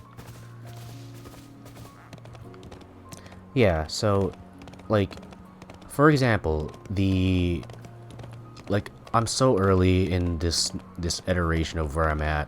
This iteration of like the gameplay this time around. The last time I played this was like 2017, and I just failed to commit. I got busy with obligations during the time, kind of just trying to get through with school, trying to make sure that like my life is in order, stuff like that. And you know, stuff like that sort of happens. And like, oh god, what was I saying? Oh, right, the first enemy the first enemy that we dealt with that was born from the robotic egg, it seems like they're an android. It seems like it was a sort of Adam and Eve situation, and it's interesting how that came about. I was like, okay, if these particular beings were born out of the respect towards robotic life, then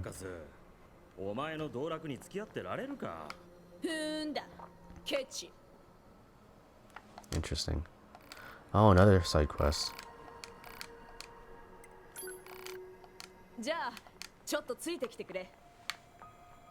Sure. Let me save. Okay, so it's interesting to see if those particular androids that were born, they seem like androids, but if they were born out of robotic life, ほら、あそこに敵が見えるだろ。あいつとの戦闘データを取りたいんだよ。では、さらなる科学の発展のために、いざ戦いたまえ。 for sure. Oh, okay. Aha, you will see soon enough, but it's an interesting view for sure. Cool, cool, cool. I'm very interested, like, to see what exactly, what I'm wrong with, what I may be onto, and if I'm even like onto any like particularly positive direction and figuring out what is going on with the story. Like the evolutionary like process, like an improvement of what that android was embarking on from level 1 up to level 10. I was like, holy crap, like interesting. It has been said that they were still machines. 9S and 2B said so while fighting it, but they were questioning it a lot. Yeah.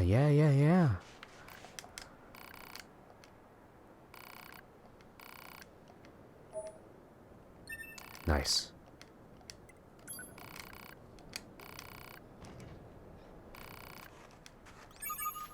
Without any damage.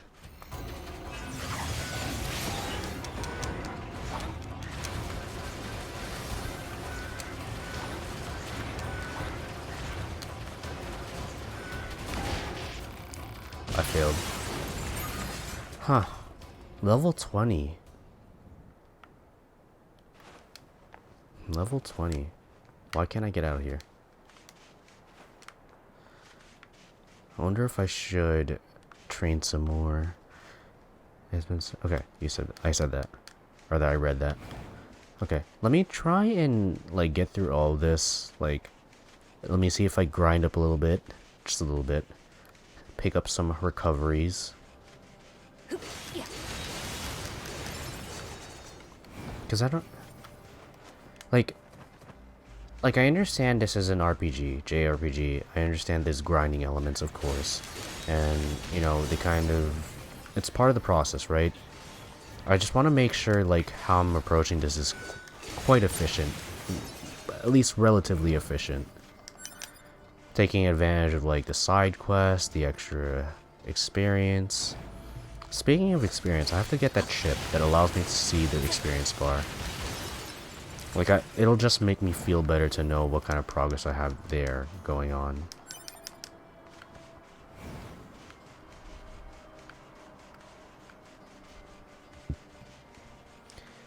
It will sure help you a lot.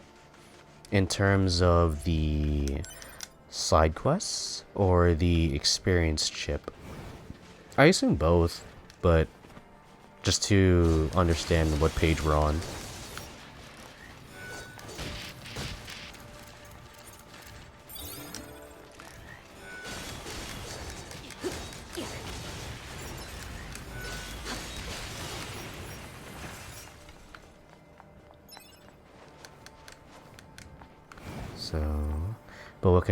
But what I can say is being over leveled can be a downside because killing the boss really quickly may cause you to skip over some dialogue and all that stuff, you know?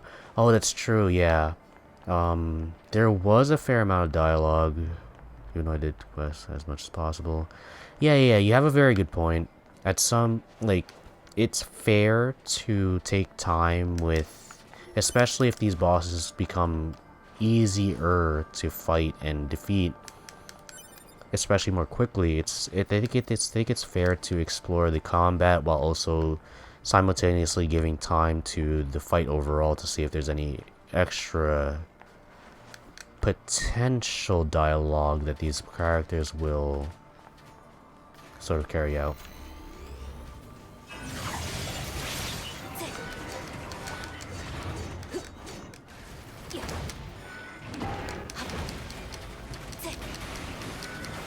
The side quest should be fine, but if you farm a lot of machines at the same time, you definitely will be over level and this may be a problem.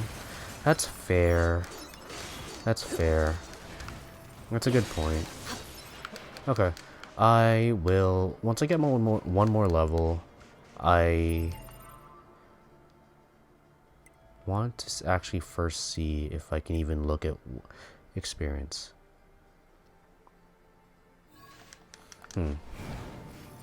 Okay.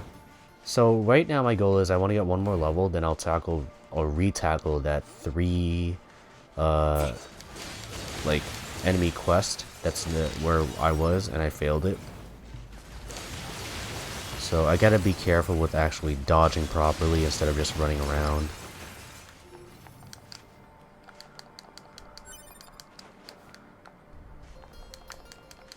Come on. Alright, there we go.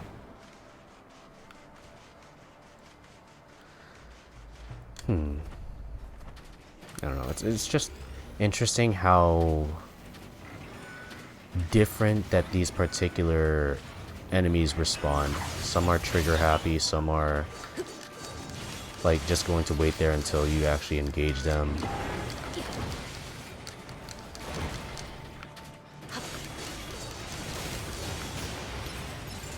What I'd recommend is taking the side quest that you didn't discover yet, like the small orange dots on the map. Huh. Okay, okay. Cool. Interesting. So, what I didn't discover yet, I already have that. Jackass's research. I have to do that. Manager. And this in particular, I have to look how to get there. But it looks like...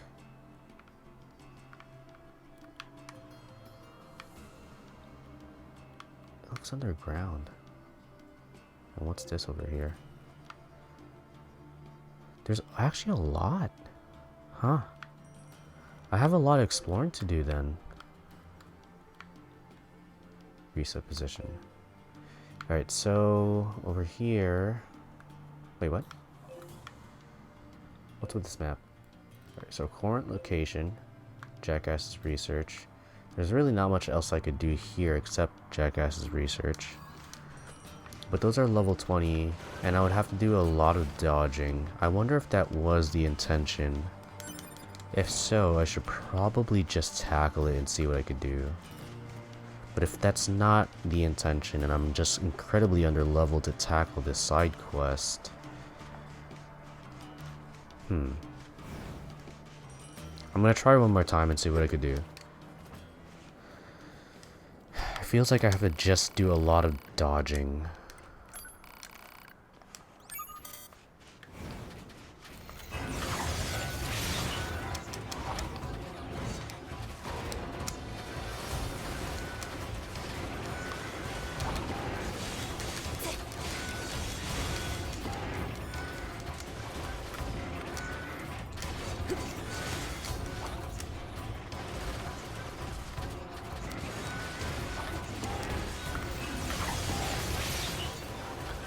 This should be easy enough.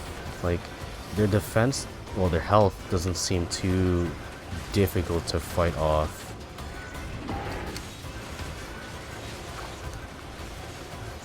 But I just have to focus, so I apologize in any delay in response that I might have to have.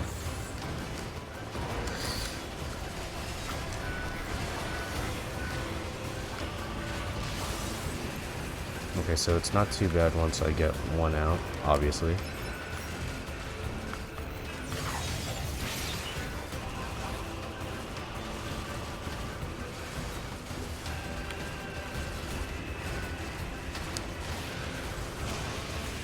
Oh, I did it. You can't dash in time when they attack? Oh, okay. So it's my fault that I don't take advantage of this feature when 2B dashes. My biggest problem, my biggest mistake is that when I toggle R2 to dash, I have a tendency to hold it so I can run around. And that's completely like my fault when it comes down to trying to make use of these particular movements. Oh, nice. Because you might have some happen in the same zone. Knowing will help you with the process and stuff. Okay, cool. It's definitely doable with a lot of dodging. Yeah. All right, cool. Oh yeah, you can definitely spam it in fights. You can really spam it in fights. Gotcha. All right, so I still haven't. Yeah, metaphorically speaking. Okay. I want you to take out those enemies over there in 30 seconds or less. Okay. Interesting.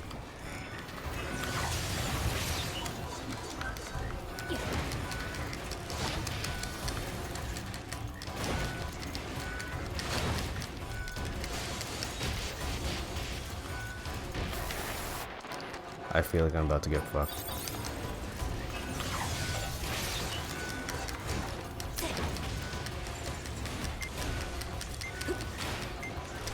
I'm not making use of the gun. Alright, so that's completely my fault. That was completely my fault. I wasn't using the pod. I wasn't firing around. And I had a lot of inefficiency with how I was fighting. Okay. I hate how, like, when it kind of pushes me in the default position over here, it feels really weird having to move around. It almost feels like there's a set amount of time that I have to wait before I can move around. Okay, let's try this again. Use the pod, have that on, and then try to switch off between the square and the triangle, while also using my special. Or it's do you know you can equip a second weapon, or it's a choice to have fists as a secondary? Yeah, I think it has that. I'm not at the point yet where I can equip a second weapon yet, I think. I could be wrong though.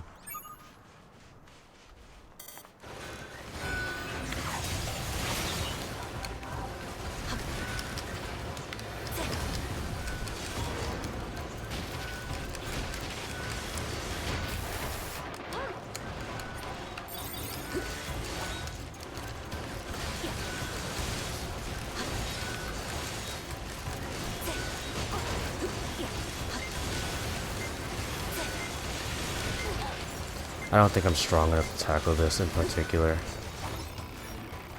Hey Tyler, welcome back. How was the errands? So this over here, it's... Okay, I shouldn't be holding my left stick then. So that's completely my fault. I think I'm not strong enough to tackle this. I'm not saying that I'm not necessarily strong enough. I might be doing something wrong. I'm using the pod.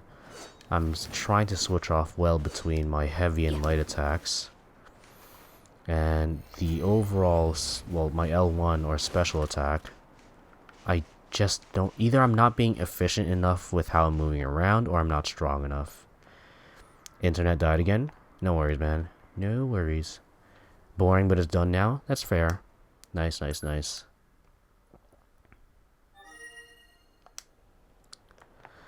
You can definitely do it. Really spam the dash. Okay, cool. Alright. I'll keep trying at it then.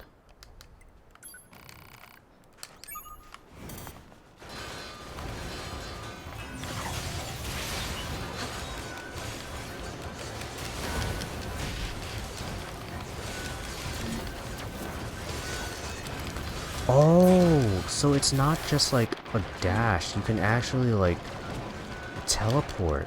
Interesting.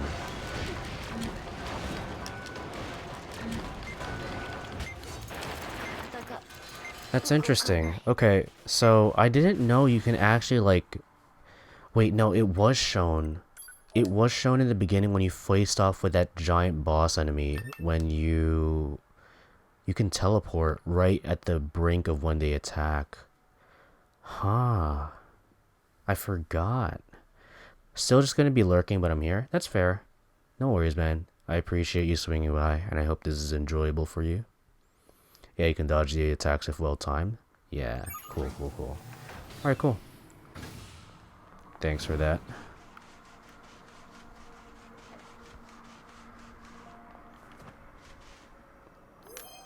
This is so interesting how, like, it almost looks as if the body itself like, completely just got either dismantled or, like, deteriorates. God, I used to know how to really say that word well, and now I feel like I just don't use it enough. Get your body back before the side quest again? Yeah.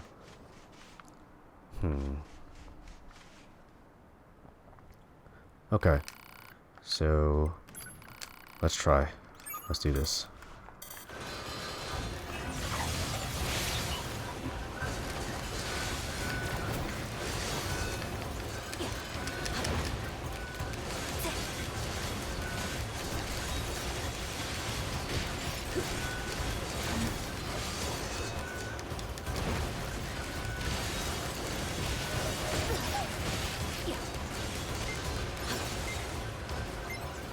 Alright, so I got rid of the grunts. Now, it's a question of, like, am I being efficient with attacking all of them at once? Wait, what? Oh, okay.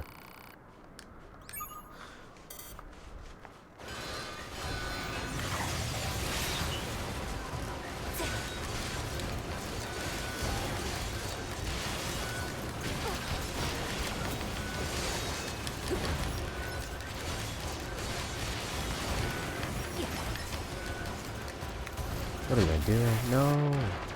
I'm so dumb.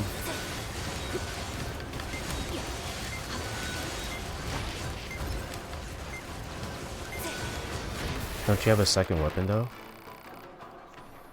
I'm sure you do, unless I'm being dumb. I'll check. Okay, I'll check right now. Because the last time I checked this, why is it not letting me? Okay, there. The last time I checked this, it had me doing like the fisticuffs. Let me check. Can I actually equip this? I can. Oh my god, you're right. Oh my god. You're right. Oh my god, you're right. Thank you. Thank you for bringing that up.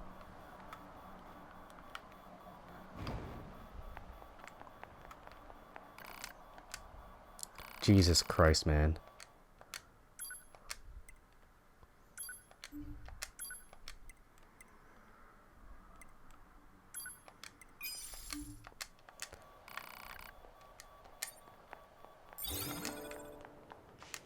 Christ almighty, man.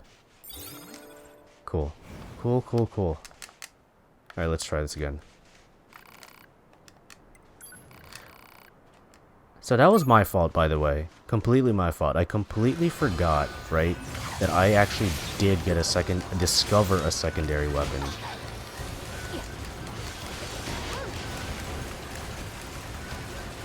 Where am I? Oh my god, I lost track of where I was. Guys.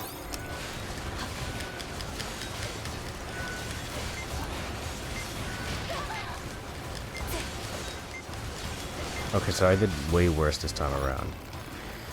Okay, I have to figure out how to use all of this properly. Is this even properly equipped? Why is it? Did I screw something up? No, I didn't.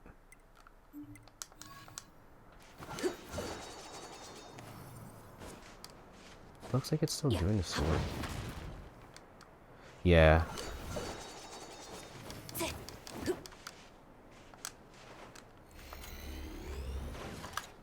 Alright. You have 2 sets of weapons. I am an idiot. I am so dumb. Okay, so that's what happened.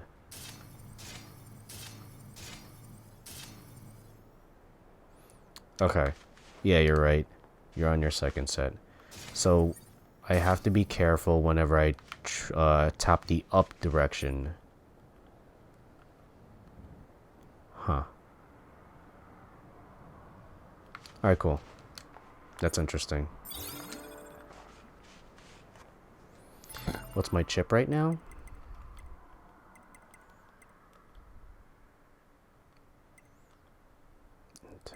Plug-in chips.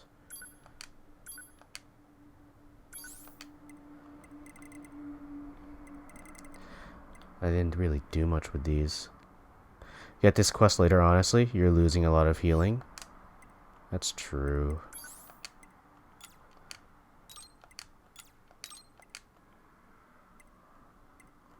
Adds a weak shockwave.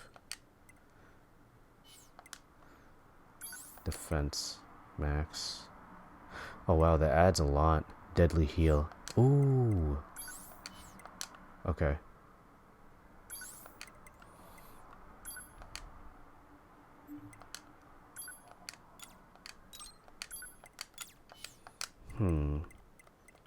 Support. What do I need with support? Get 2 to 3 levels up and it should be good. Alright, cool. Thank you, thank you.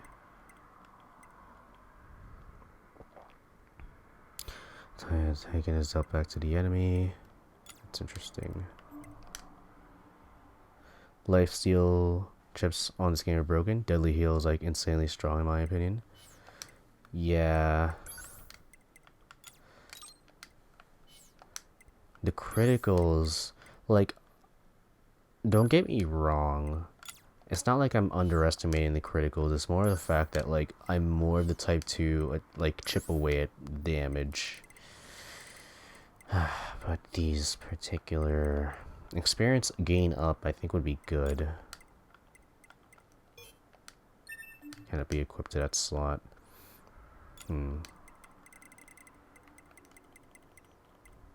So that's 7 slot. Optimize your space.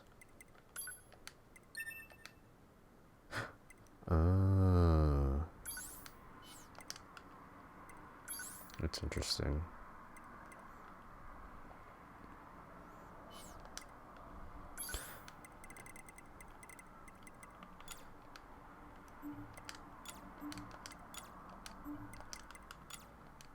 Vengeance. 20% of damage taken, but that would imply that I'm assuming I'm going to be damaged. I don't know how I feel about that. Look at the top right. Oh, the storage used, so I have 8 left. Oh, interesting.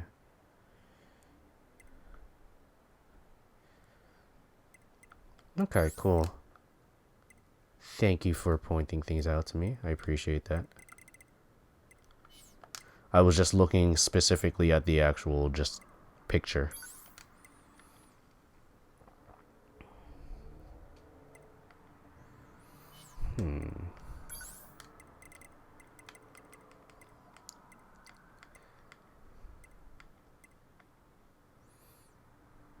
Prioritize the chips with a diamond thing. They're way cheaper to put. Gotcha. Alright, let me do all chips then. Just to see what diamonds I have. So, the diamond over here is max HP. Increased by 15%. But the experience up is really nice. You have an attack for 10 and the one with that exactly the same, just... Yeah. Oh. Do I? Oh, that's... Okay. Now I understand what you meant. Yeah. Okay, cool. So I think well, do I really want the experience? Oh. Yeah. I was like... I was trying to figure out if I missed something in the attack chips. Yeah, my bad. Okay, so I think I'm gonna do this. I kind of don't trust myself at the moment. I definitely need more support. I need heals. I need deadly heal. I don't want to imply that I'm going to get damaged. So I don't think that's worth the trouble. Okay. So now on my way back, that's why you gotta get the storage up ASAP. Yeah, I remember that from the camp. So just in case, it's expensive if I recall correctly.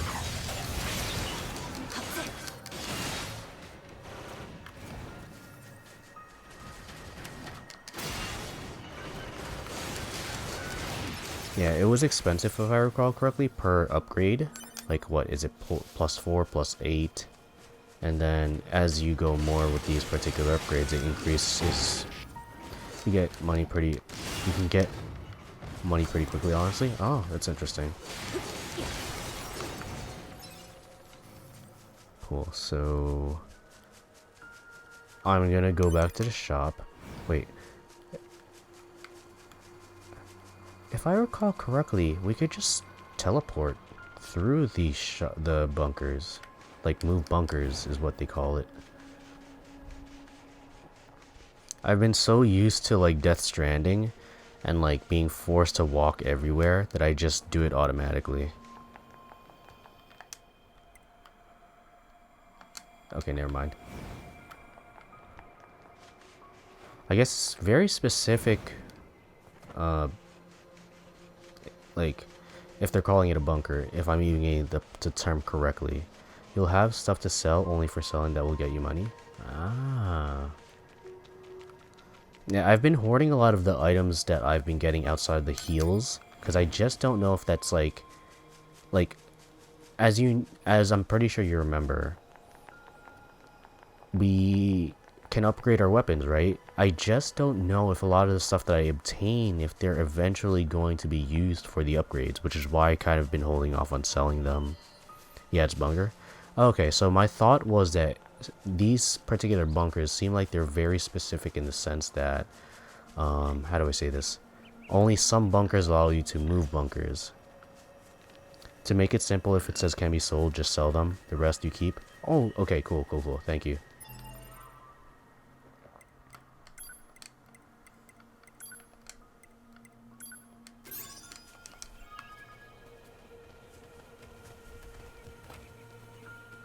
Well, sure.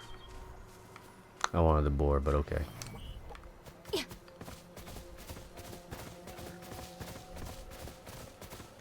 Cool. I will keep that in mind as I ride my way back.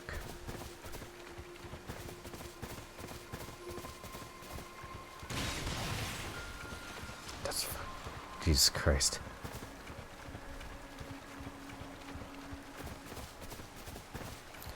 How's your day coming along, KGF? Animals can be good for money. The meat and fur can be sold for quite a few in the early game. Alright, cool, thanks. I've been taking like a very non-aggressive approach against the animals. I used to be very aggressive in my first attempt to play the game, and I'm just like, I don't know, I kind of just feel bad. But I do understand the utility in like harvesting their items that they drop, or collecting their items that they drop. Why did I come here? I forgot. Wait, if I read back, hold on. You can get back. Oh, storage upgrades. Right, that's what I was trying to do.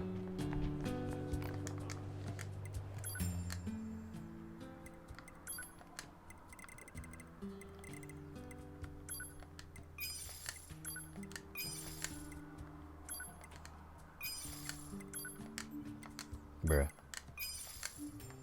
Alright, cool. It's coming to an end. 10:30 p.m. there. Went voting for the mayor today, and that's about it, really. Oh, okay. Gotcha. So, 5 hours ahead. Interesting. No, since you're saying nearly... No, wait. 10:30 p.m. here. Okay, so 5 hours ahead. Interesting. Gotcha. So that means you're not UTC. You are the one before that. Interesting. I'm assuming Britain.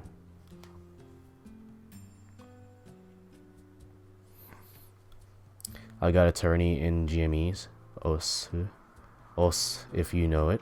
And been fishing all day in NieR. Ah, cool. Nice. I've heard of Os. Well, if I'm even pronouncing that correctly. Like,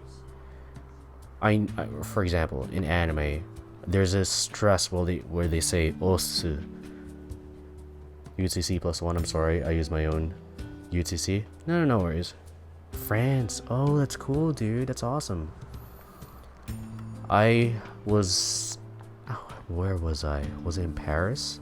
We went to visit Disney Paris, like, several years back. I think it was 2016, 2015 maybe. And I was there for a little bit.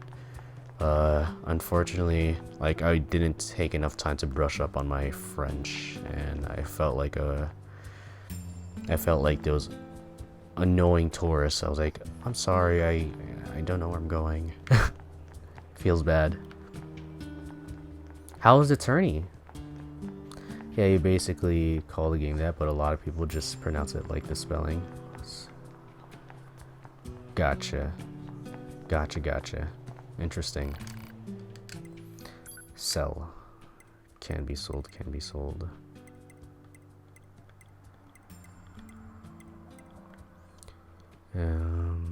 It's usually mined. It can't. Okay. Can be sold.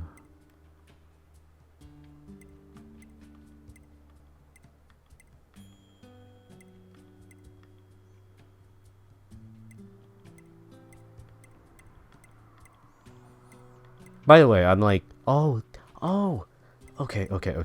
Thank you. Thank you for bringing it up, by the way. I appreciate it. I was taking you literally, and I was like, okay, am I literally looking for can be exchanged for money or can be sold? But you are, like, thank you for bringing it up. I appreciate it. This is so much cash. Well, it was a qualifiers and map were a total now for me, and I was the only player on my team that could play for the tier 4, so I had to play everything, and the maps were awful for me, so it could have been better. That's fair. That's tough. Sorry to hear about that. But I'm glad that, like... Well, why am I saying I'm glad? I'm sorry to hear that it was a not so good experience for you.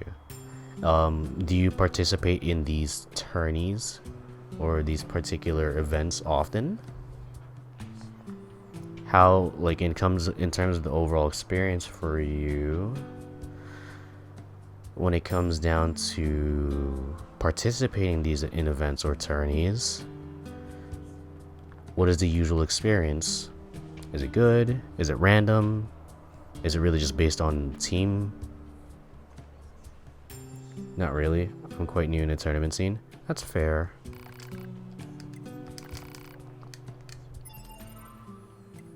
Alright, before I make any more purchases, I do want to fix up my chips. How recently did you get into the tournament scene, if I may ask?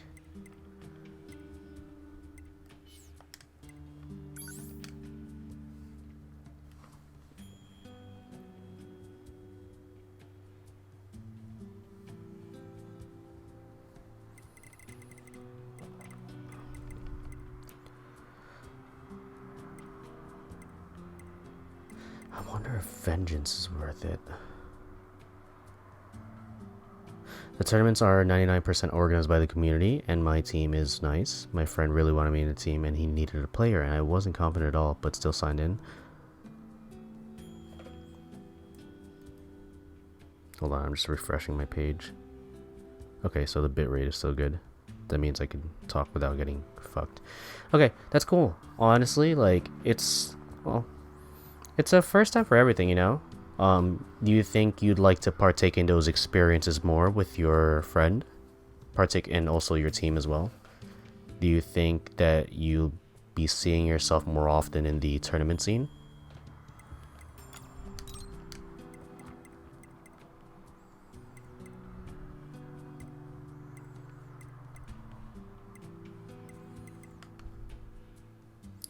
The team is basically his friends and they seem pretty chill and all. It's mainly for fun, but still quite frustrating not being able to play on maps as well as you'd like. That's fair, yeah. That's very fair, especially if like you are well equipped with the game and really it's just a variance of depending on the map to see if it's good, bad. You know, that's rough. I forgot what sort of... The only thing I could thematically parallel... Actually, let me read this first. I definitely will, but I gotta work on the skill set required better, as my skill set is a bit weird for the usual maps you get in tournaments. That is fair. It's good that like you're willing to accommodate and make sure that all these different scenarios that are available specifically in tournament settings, you're willing to grapple with and work with. It's necessary. Like for example, I used to be very competitive with like powerlifting and competitive in the scenery of like old, like when I was in high school, track and field. Preparing for these particular events and whatnot necessitated more than just very specific training, but also overarching training. I haven't been competitive in any gaming scene though, so I have no parallel experience there. But from an overall general point of view of like training for something, I do have some level of idea what goes into specifications as well as what general applications should be held up to par. I'm someone that wants to learn everything. That's good. That's a really good attitude to have, honestly. Like, I applaud you for that. Learning is necessary and learning is great.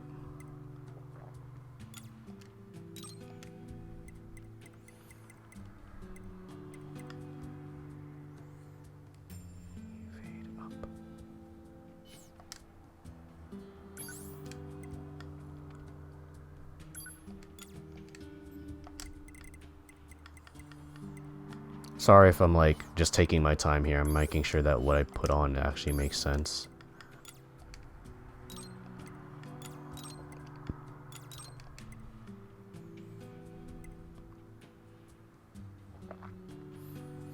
Do I need more than one?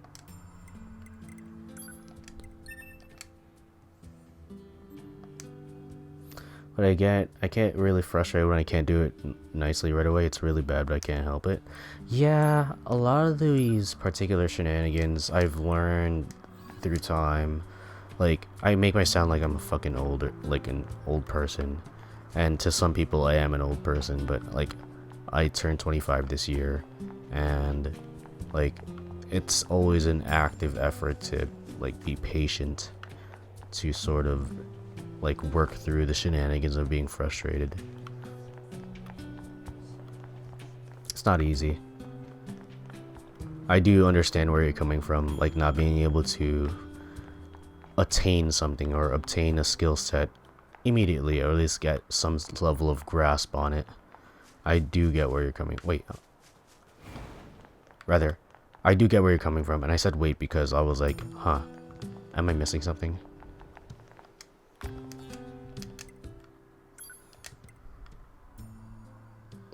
Beast hide, so I do have to.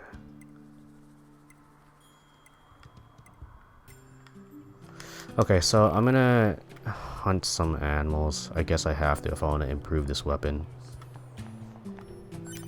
Feels bad. Like I don't want to do that.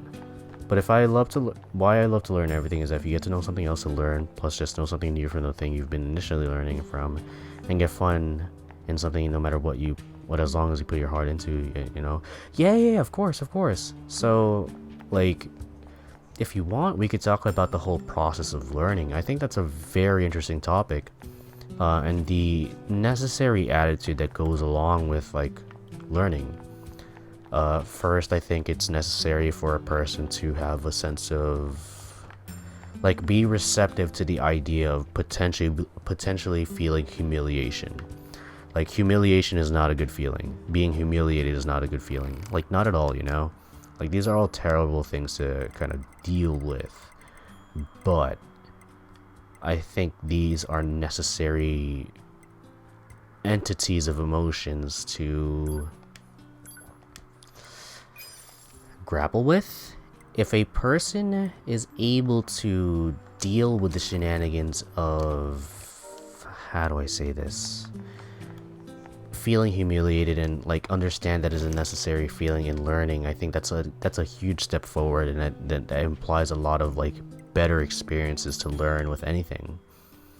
And just the overall attitude of wanting to learn, I think, is really good. It makes a big difference, honestly. It makes a huge difference in what, how do I say this? Wait, auto use. Oh, I could use this.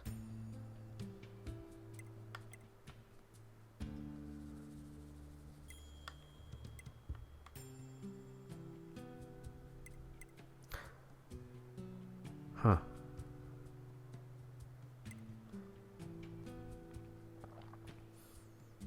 But yeah. So I think it's interesting, the idea of like being able to have improve one's attitude and improve one's reception towards the idea of learning, because without doing that, one can't really improve their learning abilities without having a better attitude, I think. For me, learning is a great and wonderful experience. I don't know how to explain it, but I always put myself at fault and try to know why something went wrong and why I couldn't do it. That's a really good perspective, honestly. Like, I can't even tell you how important that is. It's just so important. Or why something I just didn't work. Yeah, that's a really good attitude to have. Honestly, man. Like, that's a necessary process. That's a necessary attitude to have when engaging in any particular experience that involves learning and retaining information. It's helpful. And why wouldn't we want to embark on in such a way that allows us to learn better, you know? The way that you explain how you engage these particular scenarios of when you're wrong, and how you treat your overall, I guess, way of thinking, I think it's really cool. I think it's like good. At least it's in a direction that is good. I think that in general, when it comes down to the overall learning process, everyone is always working towards something that is hopefully an improvement. That is the hope. Not necessarily everyone may feel the same way. So, you know, I feel like I'm just rambling, to be honest. I'm like juggling 3 different things in my head. Like I'm trying to get the beast hide to to level up the spear. And I'm also thinking of an actual tangible response that makes sense. And I'm also trying to see like which areas I want to go to. But even though I have this mindset, I also have depression. This can also be very deadly, because besides actually going to fix the issue, even though I may know why, why, I just can't, and put myself in a very bad vicious circle and stuff like this. Yeah, that's completely fair, dude. Depression is very difficult, and more often than not, we become our worst enemies in that state of mind. That sort of episode of battle with ourselves. It's not easy, honestly.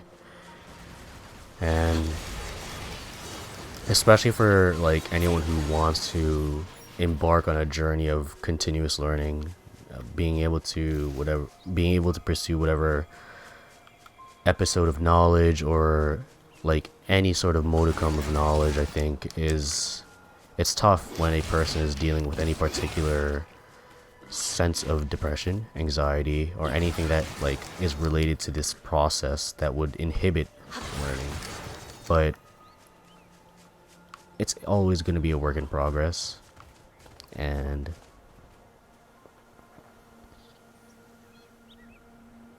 sorry, I'm kind of just like waiting to see if this will improve.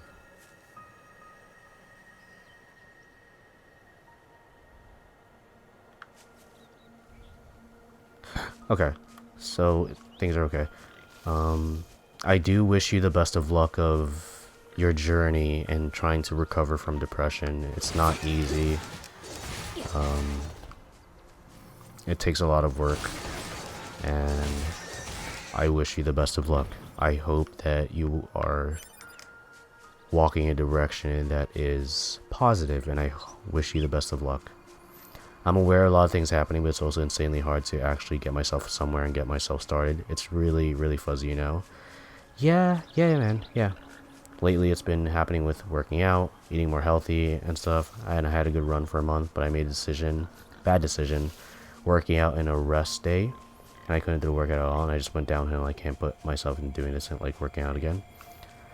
That's fair. So, if you are okay with talking about this, I would like to explore how you approach this as a whole. Let's say from like a day-to-day basis if you would like, or a weekly basis.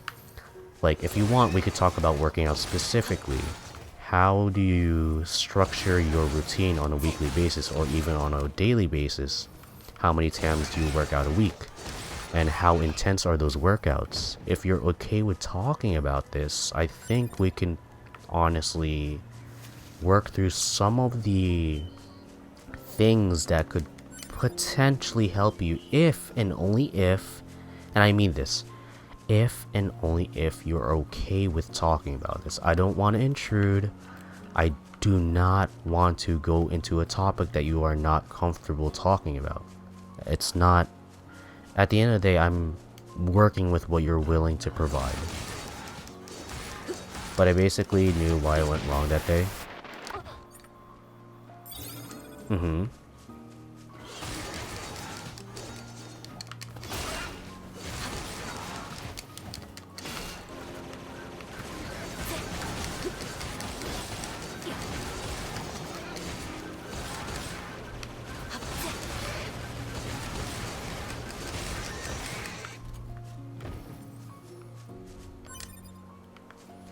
Like, for me, if as a sort of icebreaker, only recently I came back to working out. Like, I was really big on powerlifting, really big, and I enjoyed it. It was a very big passion of mine. But I isolated myself to attain strengths and goals that were very viciously what people would say like inhuman. But, you know, I didn't care. I just sort of wanted to attain some level of, one can argue, disastrous strength.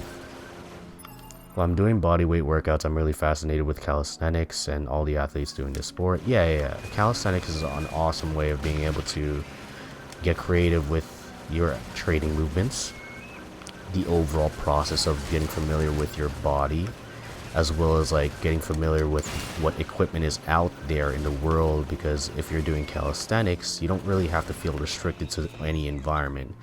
If anything, the world is sort of your oyster. And I think calisthenics is definitely really fun.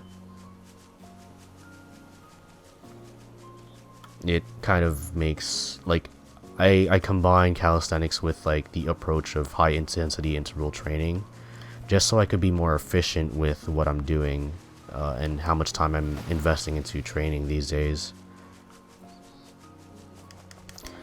And like, to continue the arc of my tangent on powerlifting, just so I can use that as a preamble, I've very much enjoyed powerlifting. Like, I attained levels of strength that I was very proud of, very happy with. Well, arguably happy with. I was proud. That kind of like became part of my identity that I really flaunted. But the isolation that I dealt with because I was trying to attain feats that weren't really applicable, just, you know, just, how do I say this? Something to appease my ego, you know? So, I was spending like 3 to 4 hours of powerlifting and training every time I trained. Depending on the week, Like on average, the first 2 weeks were 5 days a week. The next 2 weeks were 4 days a week. And the 5th week was 3 days a week, and the 6th week was like a rest day, essentially.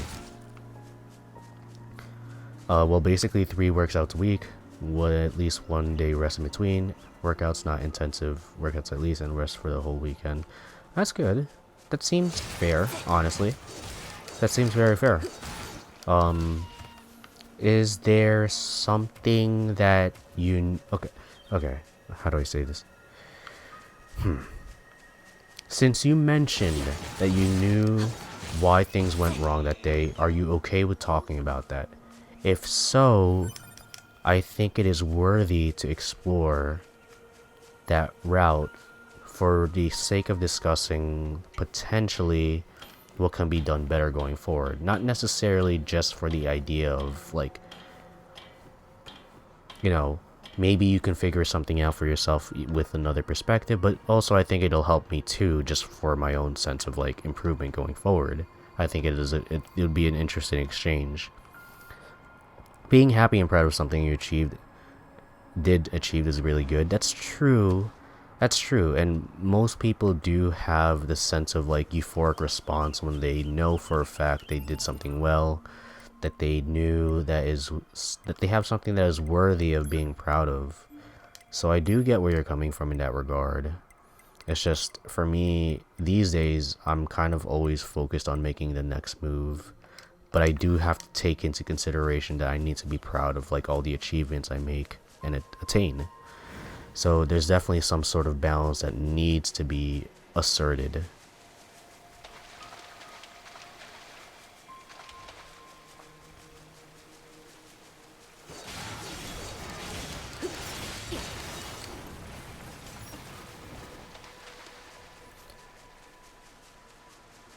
Like, these days, in general, this is just my own way of doing things. This is not really me sort of saying anything about anything. For me, training and the way that I've constructed my own program, it's an implication. I have to do it. If I want to be as strong and as athletic as I want to be, I have to do it. But I have to make it fun. No matter what, I have to make it fun. I do a lot of strongman exercises, I do a lot of calisthenics, I do a lot of just overall low intensity cardiovascular activities, a lot of walking, accumulating a lot of mileage through the week as opposed to just intense, like, cardiovascular activities and not really accumulating the amount of distance that I would like. Distance is the main factor of what I do, what I really focus on. The more distance I accumulate, the more work that is being done, and I just have to designate a set amount of distance that is weighted. So stuff like that. That day was really a dumb decision. I really wanted to work out, but my body was still resting and muscles still repairing. But after my warm-up set, I started the routine, and I just couldn't do it. I could only do one exercise. That's fair. And what do you think, well, before I even ask those questions, I want to ask, were you able to start working out again after that point? And if so, was it consistent or not so much? I tried hard, but my body just couldn't, so I stopped and it felt really frustrating in some way, and the next day was worse and I haven't done a single workout. That's fair. So, if I may ask, in the way that you approach the 3 workouts a week, and then before attempting that extra workout where you felt frustrated and you tried again only to feel even more frustrated, how was the structure of these particular workouts prior? The 3 days a week, was it primarily full bodies? Like full body workouts 3 days a week, or was it like upper body, lower body, upper body, stuff like that?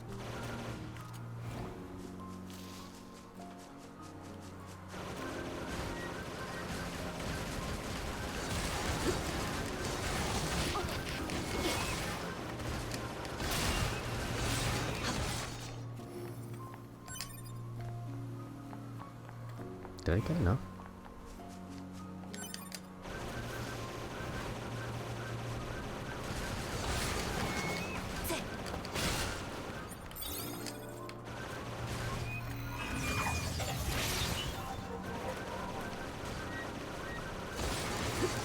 Full body, pretty much. Okay, cool.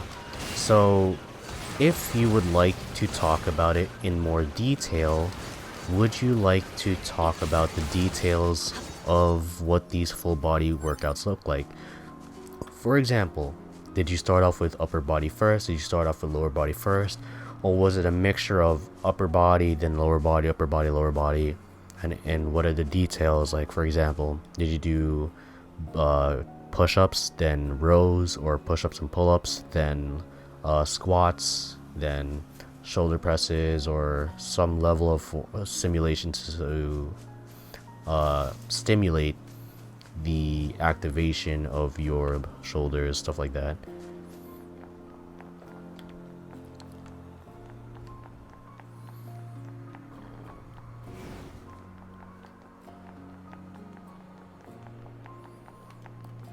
Do I have enough for the upgrade? Materials. Beast hide, I have 4.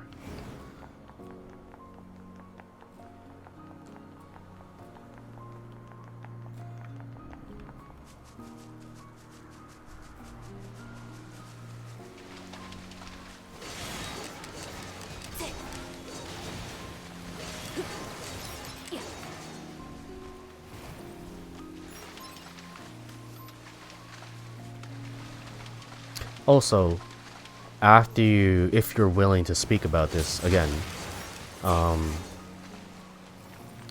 did you also work out inside of the house? Or rather, did you work indoors? Work out indoors? Did you work out outdoors?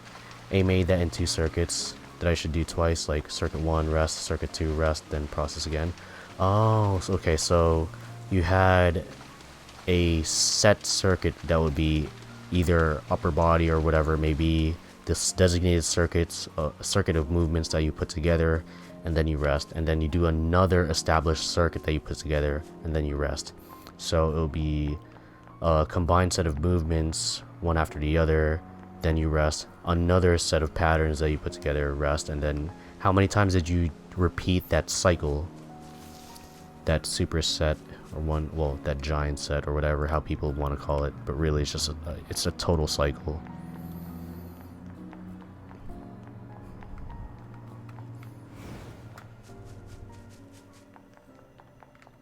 That was indoor? Okay. That's fair.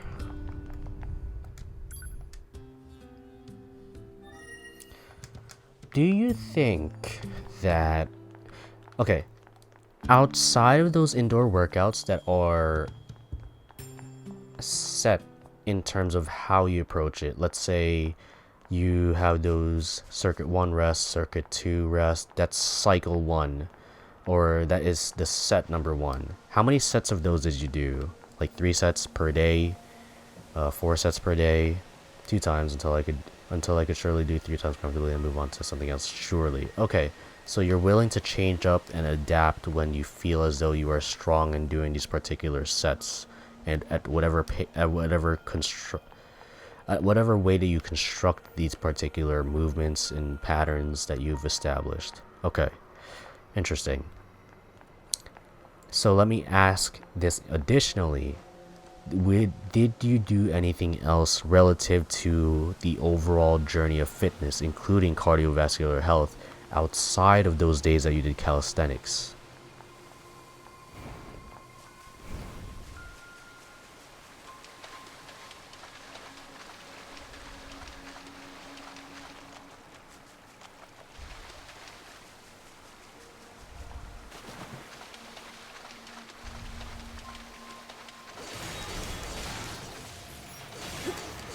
I just want the beast. Once I get the improvement in spear, I will continue exploring more areas to get the side quests and whatnot. And then once I level up a few more times with that, I will tackle the desert side quest again. I was doing 1 set, and I was making a progressive set. Would try to push the amount of set each workout. but until of course it was better for me to in 2 sets rather than one big set. Interesting. Okay, so it seems like you know exactly how to partition your overall volume. If things are getting more into, like, if you're getting more volume in with sets, you know exactly how to split things up. That's interesting. Okay, so you know exactly what you're doing in that regard.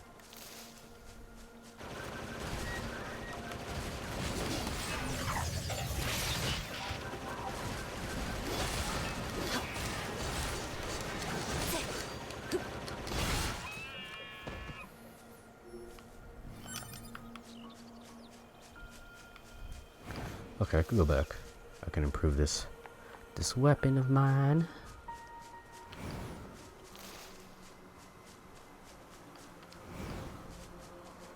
I think my biggest issue is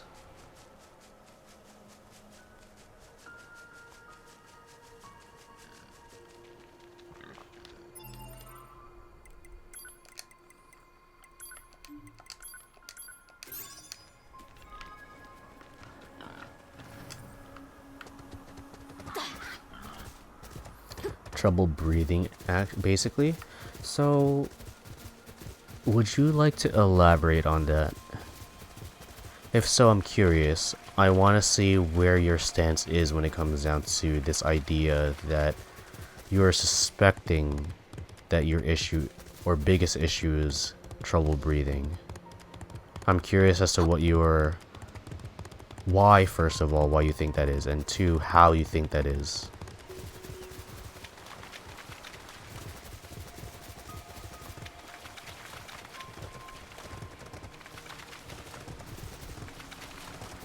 I have trouble regulating my breathing. I get out of breath very quickly. Huh. Do you partake in any cardiovascular activities at all? That is my question to sort of get a bigger picture on what's going on. If you have any particular notes as to why you run out of breath quickly, trouble regulating your breathing, do you think it's active on your end, or is it a passive trouble that you are dealing with?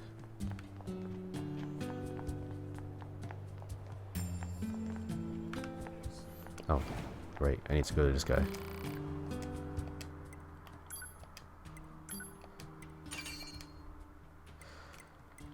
These are somewhat the same.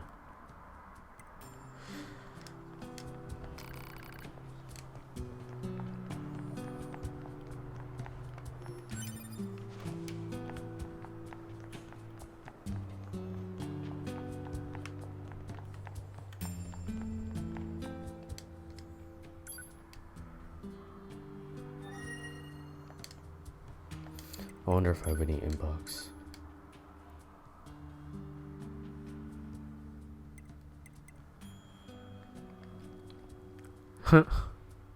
Not really. I think it's an issue because I couldn't work out as a kid. I never had the chance to work on the matter better, which is not an excuse on why I'm not working on it, but it truly makes those exercises really tough. Okay, so if I may ask, when you, for example, and I'm going to use two very specific movements, push up and pull up, how do you breathe when you do a push up?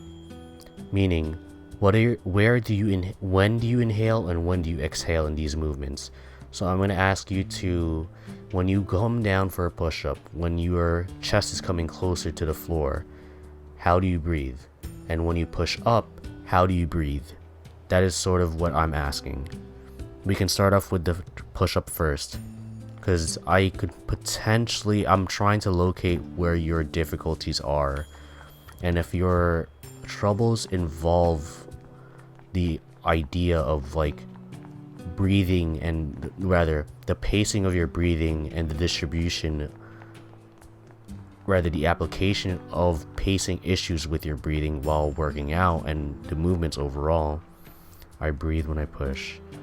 So when you say you breathe, are you exhaling or are you inhaling?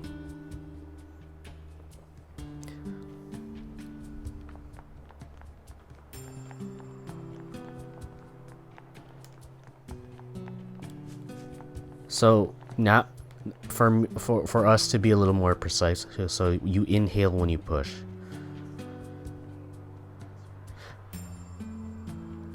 Don't do that. When you inhale, you have to inhale when you're coming down. Meaning when your chest is coming closer to the floor for the push-up, the descent, that's when you inhale. When you push off of the ground, that's when you exhale. That is the common, if not the most common way of doing it. I haven't met anyone who does the motion where they inhale while they push and then exhale while they bring down. Because when you bring yourself down, you're descending and you're kind of stretching things out. That by itself, you are controlling the motion in such a way that you're supposed to be inhaling instead. It's like a balloon. When you inhale, not only are you inhaling for the sake of your lungs, but you have to be engaging your core as well. That is the easier way to apply things in the descent. Descending, there's no effort other than controlling the descent. You're not pushing up. Descend, you inhale. When you push your body away from the floor, the push-up portion that most people are familiar with, or the pushing away from the floor, that's when you exhale. You're pushing and making sure you're breathing away from the floor. Yeah, so that in particular, it's not like you're holding your breath in, which I'm fairly sure you know is not good for anything in sort of any physical activity. I'm just trying to break down the movements as well as the breathing patterns, specifically with the push-up first.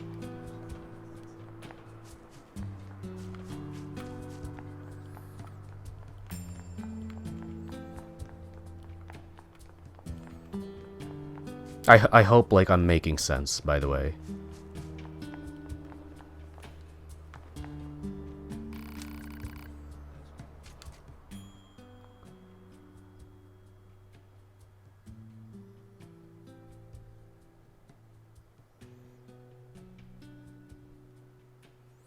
Have a bad habit as well. When I get down a pull-up, I tend to stop holding and then I exhale when the motion is done. I write this as you say that.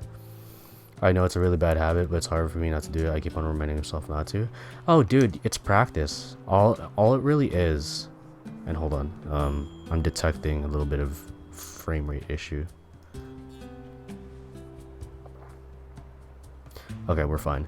So all it really is just constant practice. It's tough, man. So if you want, you don't have to get into the swing of things immediately. If you're okay with, coming back and checking up with me on this whenever I do stream, if you're okay with some advice, if you're willing to accept something that I'm willing to offer. Whoops, I made a mess of my sentence. I hold my breath when getting down the pull-up.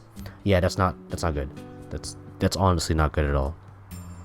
So I would like to request, if you're okay with doing this, because I want you to have the will to do this, to voluntarily do this.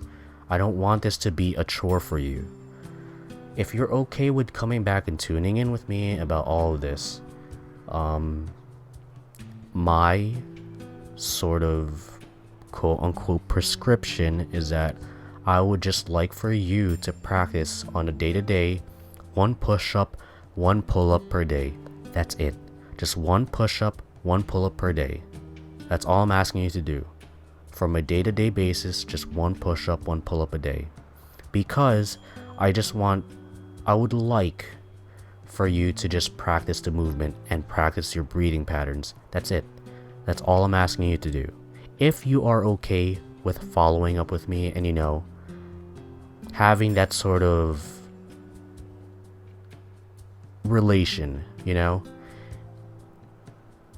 that's if you're okay with doing that. I don't want to impose anything upon you.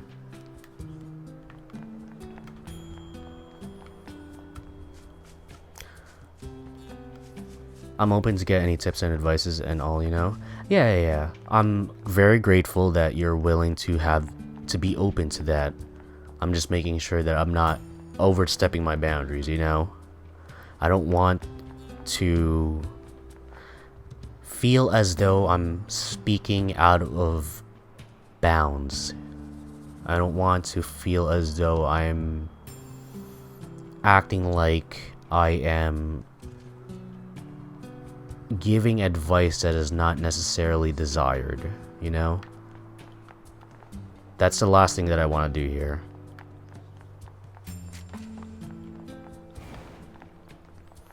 Okay, so I'm gonna look for other places I can just mess around with. Right.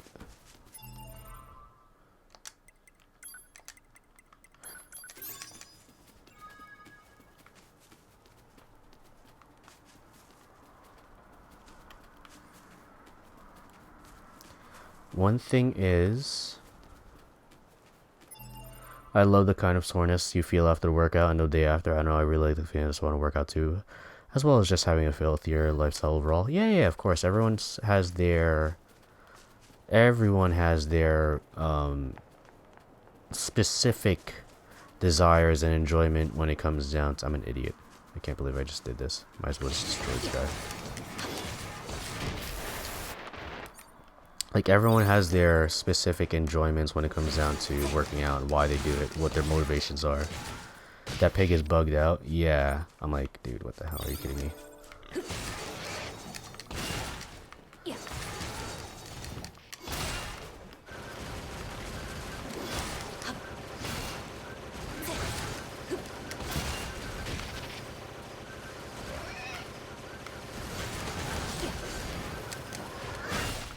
Maybe waste a freaking snap.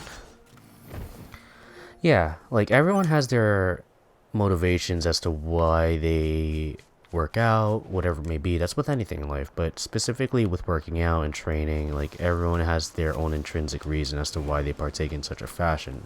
For me, working out is good and all for being healthy, but I don't want to do it just to be healthy. I want to actually have fun with it. And without having fun with it, it's not pleasant for me to engage in such activities. And just with anything in life, I want to know that I'm doing it not just for the idea of like it being good per se. I want to do it because I'm actually having fun with it. To me, that matters a lot.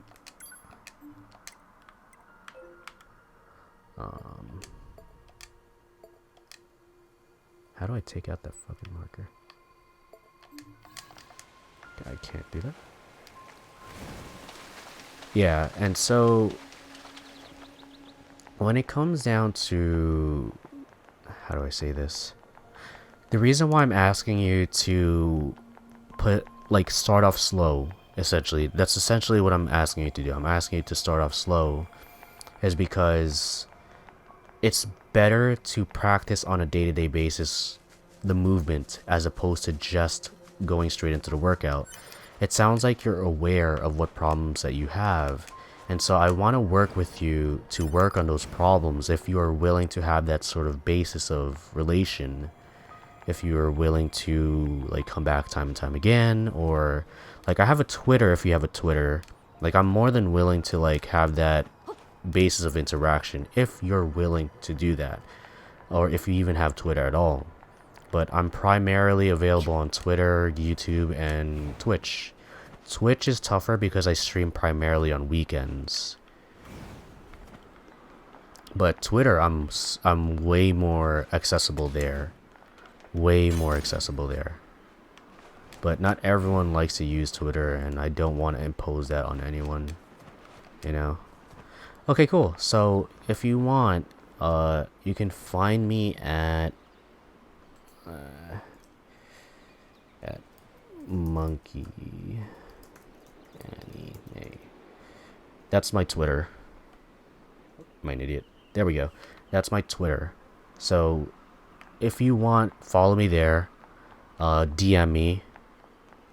I'll follow you back, and we can have a talking basis from there. Just let me know, like, actually message me that you are I am KGF, so that, you know, we're very on precise terms. My username there is, whether my display name is Freddy Lucius, but the actual tag is Monkey Anime. That's sort of shenanigans. I'm definitely interested in keeping up with you. Alright, cool. Awesome. Let me get my phone right now.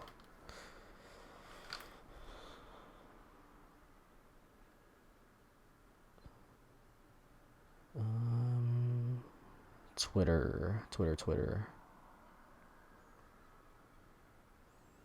Alright, cool. I followed you back. Awesome. So I'm very excited to work with you on this. Yeah, my is different, but my name is KGF. Yeah, that's fair. So I'm very interested in like working with you towards this particular like set of goals that you have. I hope that you are voluntarily doing this. I don't want to make this a chore for you at all. I want you to feel happy doing this. I want you to feel like this is your decision that you're making without me. I hope I'm not imposing this upon you. So I want you to feel as though this is a voluntary decision that you're doing because you want this to be something of benefit towards you.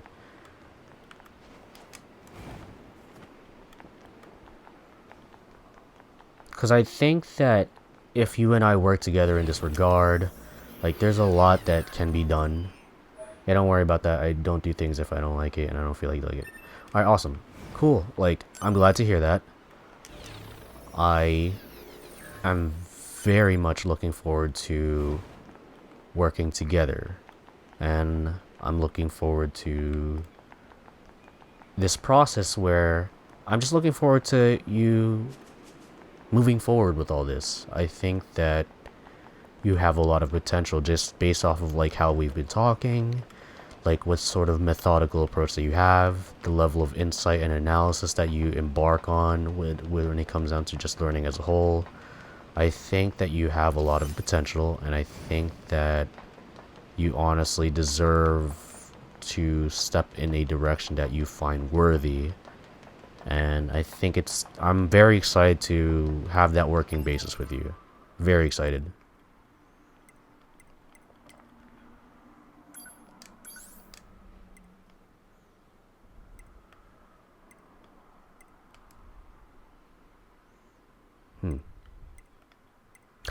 This is stronger. What the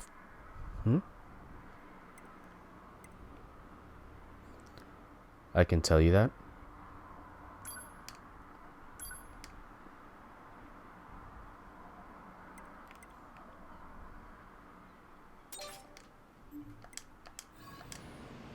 I see this.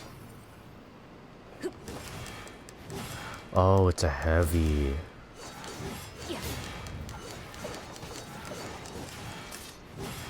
That's interesting. No wonder. The one full month I've been working out was really good, and my health overall was really better. So I have absolutely no reason to not try getting this again. Yeah. I'm very glad to hear that.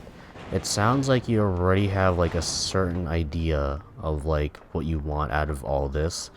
It sounds like you have a sort of basis that you are voluntarily gonna be going into this.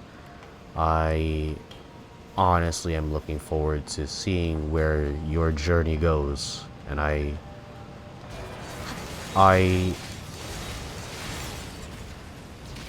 look forward to just the overall journey that you're going to embark on.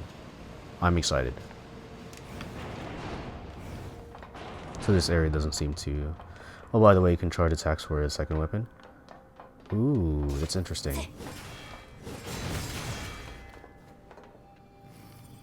Huh.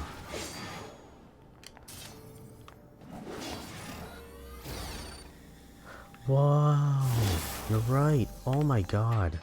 That's so cool. Thank you. That's awesome.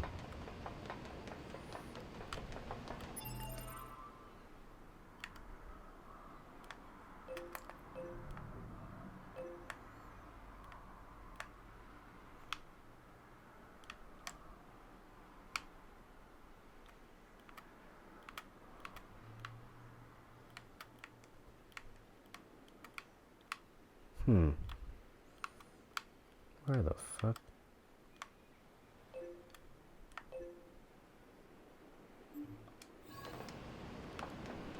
Huh. And yeah, I also tried to walk out more in the sun way or two. Just getting the morning fresh air helps more than people might think. Yeah, so I am going to tell you what I do. You can take it with a grain of salt. You can take it or leave it.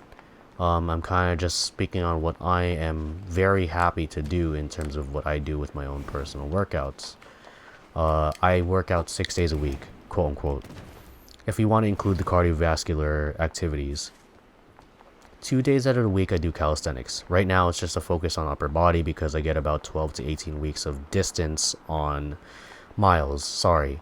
There might be some sort of conversion. If I recall correctly, I think 3 miles, 3.1 miles is 5 kilometers.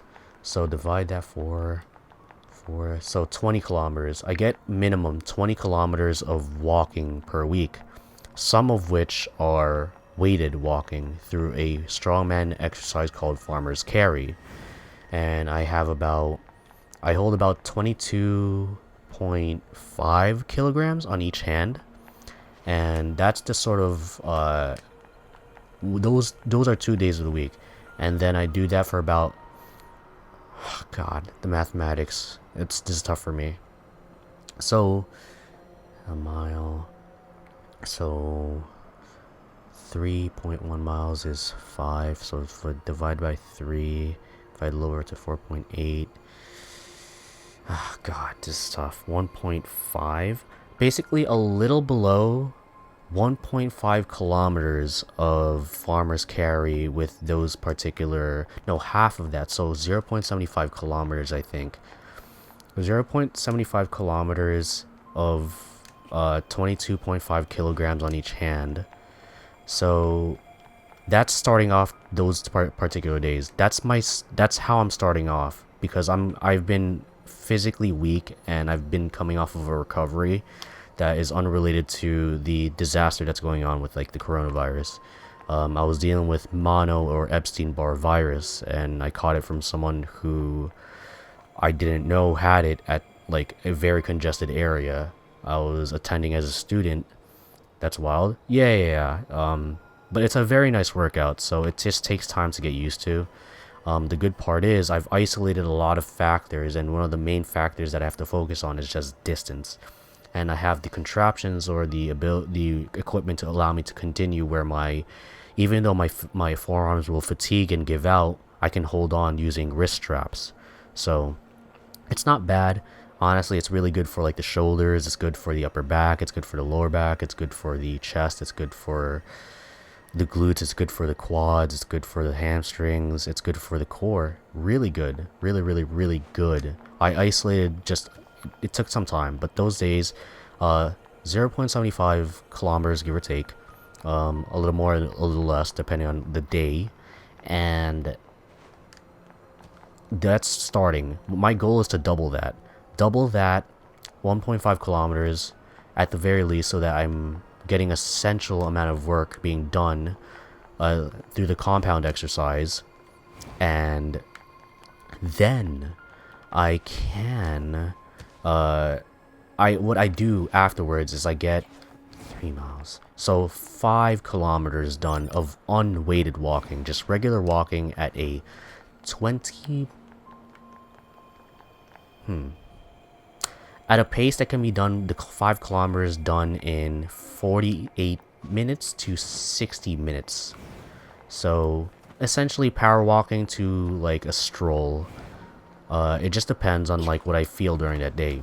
So essentially I'm doing like at least 5.5 kilometers those days of walking, and the other days I'm doing upper body calisthenics to get my upper body acclimated and sort of registered to the idea of doing more work, getting my upper body like registered to being more primed in these other compound exercises I'm doing. Strictly through upper body circuits, but I'm going to be involving the lower body soon enough. I just need to make sure it's acclimated through the other distance I'm doing. And after I'm done with the upper body circuits, I take a break and then I do another 5 kilometer walk. Minimum 5 kilometers, minimum. And the other days, which are just strictly walking, minimum 5 kilometers. So that's 15, 30 kilometers per week. Bro, oh, okay, so I'm getting minimum 30 kilometers per week of walking. Stuff like that. It allows me to be outside a lot. Like, I enjoy being outside a lot. I love being able to see the sun. I love being able to breathe fresh air. I love being able to get lost in the neighborhood and get lost in new environments. It is so fun. And it it makes me feel like I'm actually connected with like the world, per se. And not just stuck in like my house. Or wherever it may be, indoors. The calisthenic workouts are indoors, of course, because, you know, I still want to maintain some level of like privacy when I work out. It sure is a routine that I look up to. That I look up into. It's pretty inspirational. Oh, thank you. It's I mean, honestly, it's just getting creative with what I want out of my life as well as what I want going forward in these particular shenanigans, you know? And I just want to be more fulfilled and happy. I'm so tired of like the powerlifting approach. I'm so tired of like being stuck indoors. It feels like a prison. Like it feels like I'm imprisoning myself. So I'd rather not have to deal with those circumstances anymore. It's just not fun.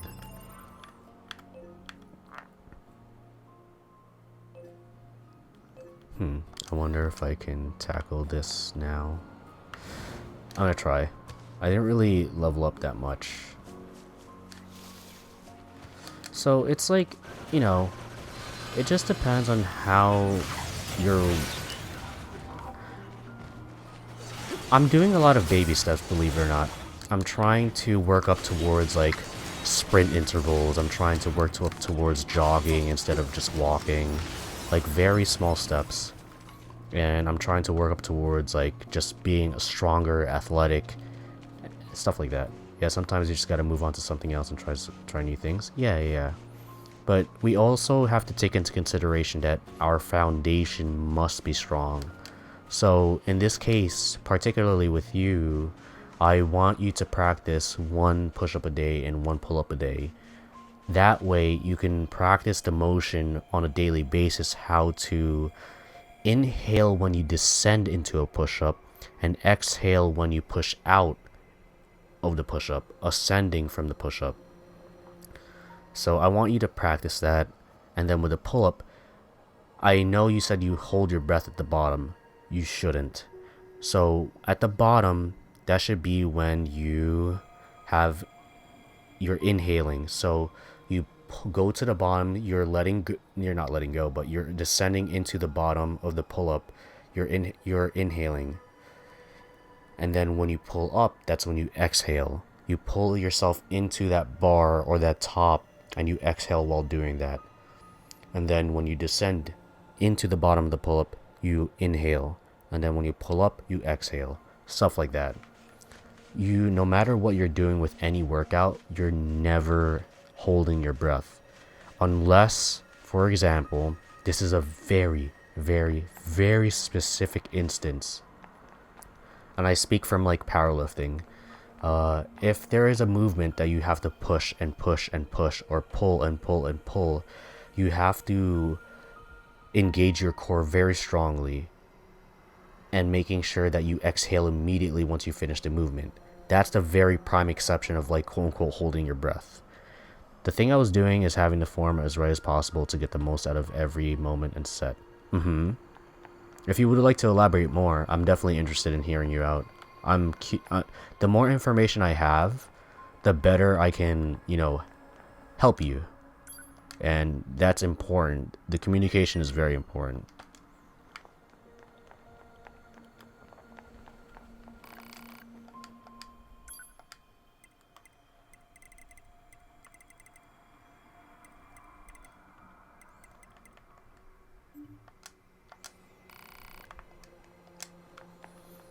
Okay, so just in case, I don't trust myself.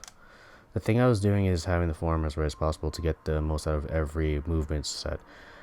That's fair. So having the form is good, but like engaging the muscles and having the form is only so helpful when it comes down to simultaneously breathing properly as well.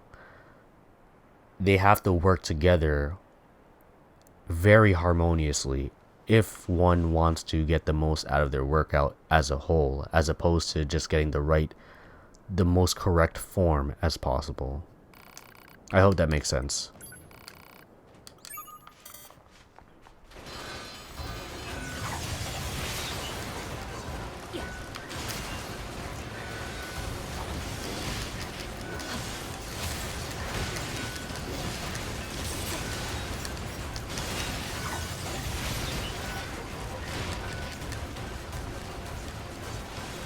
Where am I?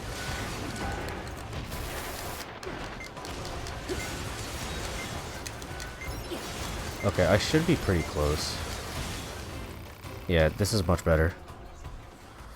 So, I think you have a really good perspective on this.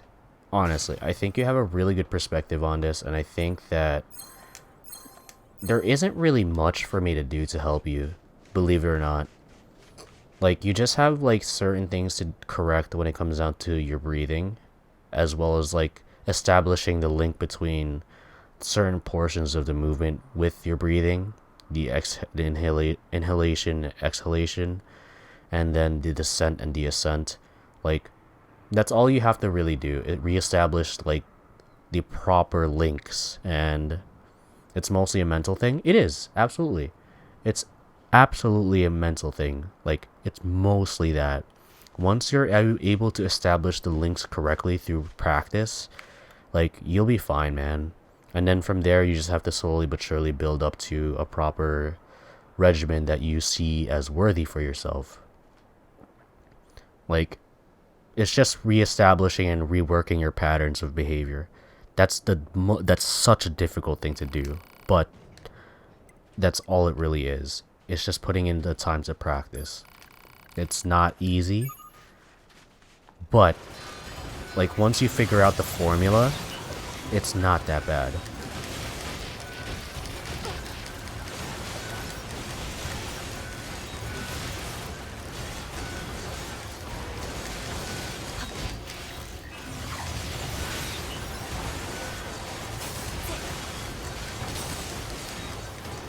Oh my god, I did it.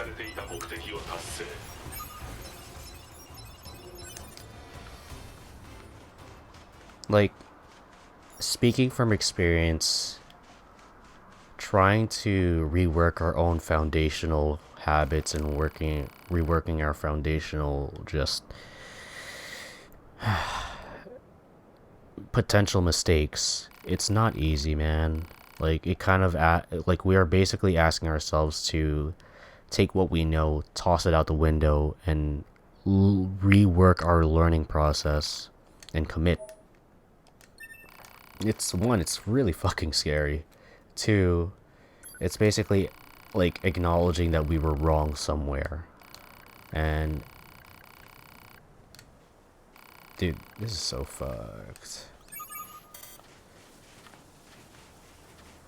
I don't think I can do this. Let me just get... Alright, yeah. Alright, so I'm gonna save this for another time. So... that's a heavy sword. Interesting. Alright. Now...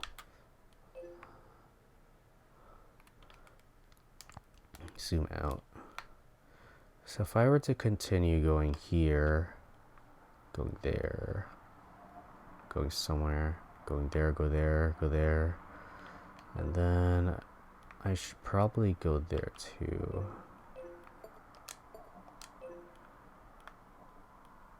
No. I know once I get the gear in a good position, I can get the thing going. Always been like that everywhere, so... And every time. Yeah, of course, man. Like, once, like, you rework the foundation of what your observable mistakes are, like, it should be okay going forward. Like, that's the theory. In application, like, it's always, like, something can go wrong. But in theory, as long as you understand how you want to approach things and you're adaptive towards whatever sort of shenanigans that you have to like change, then you'll be fine, honestly. Like it sounds like you already have like most of the grunt work done, like a lot of like theoretical framework that is necessary to approach this in the best way possible. It sounds like you have a lot of that theoretically done. It's just that in application, it's not, like, theory doesn't always meet application in the most seamless way ever.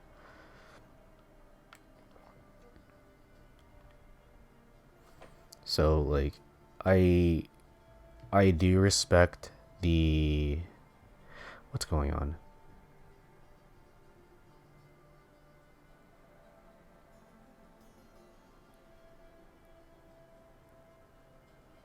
Okay. So, if you said anything in your between the last message and your next one, apologies, I had to refresh my page. It sounds like something is acting up. Okay, alright, things are fine. So, I think you'll be fine. It's just a matter of, like, mind over matter, as some, like, people will say. It's a very, like, boring way of saying it, but there are certain truths that are available because of what are there? I had an issue with my internet. That's fair. No worries. Yeah. Coincidentally, mine was acting up a little bit as well. So, you know, I don't really like saying things that are common sayings. I think it's corny. And it's like, well, do I not have enough originality and original thought to come up with something that is applicable and useful to say? That being said, it's like, it's a whole, like, application of, like, the idea that it's mind over matter and whatever sort of shenanigans that sort of comes with the implication of that statement. And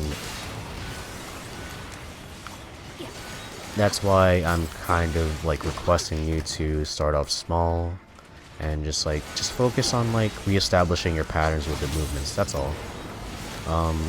If you're okay with doing this for 2 weeks, so 14 times total, and since you're doing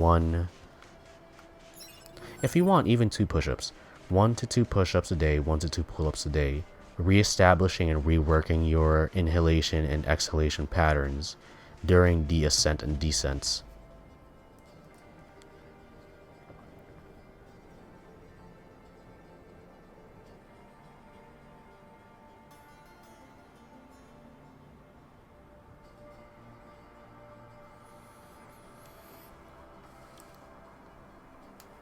Ah, man.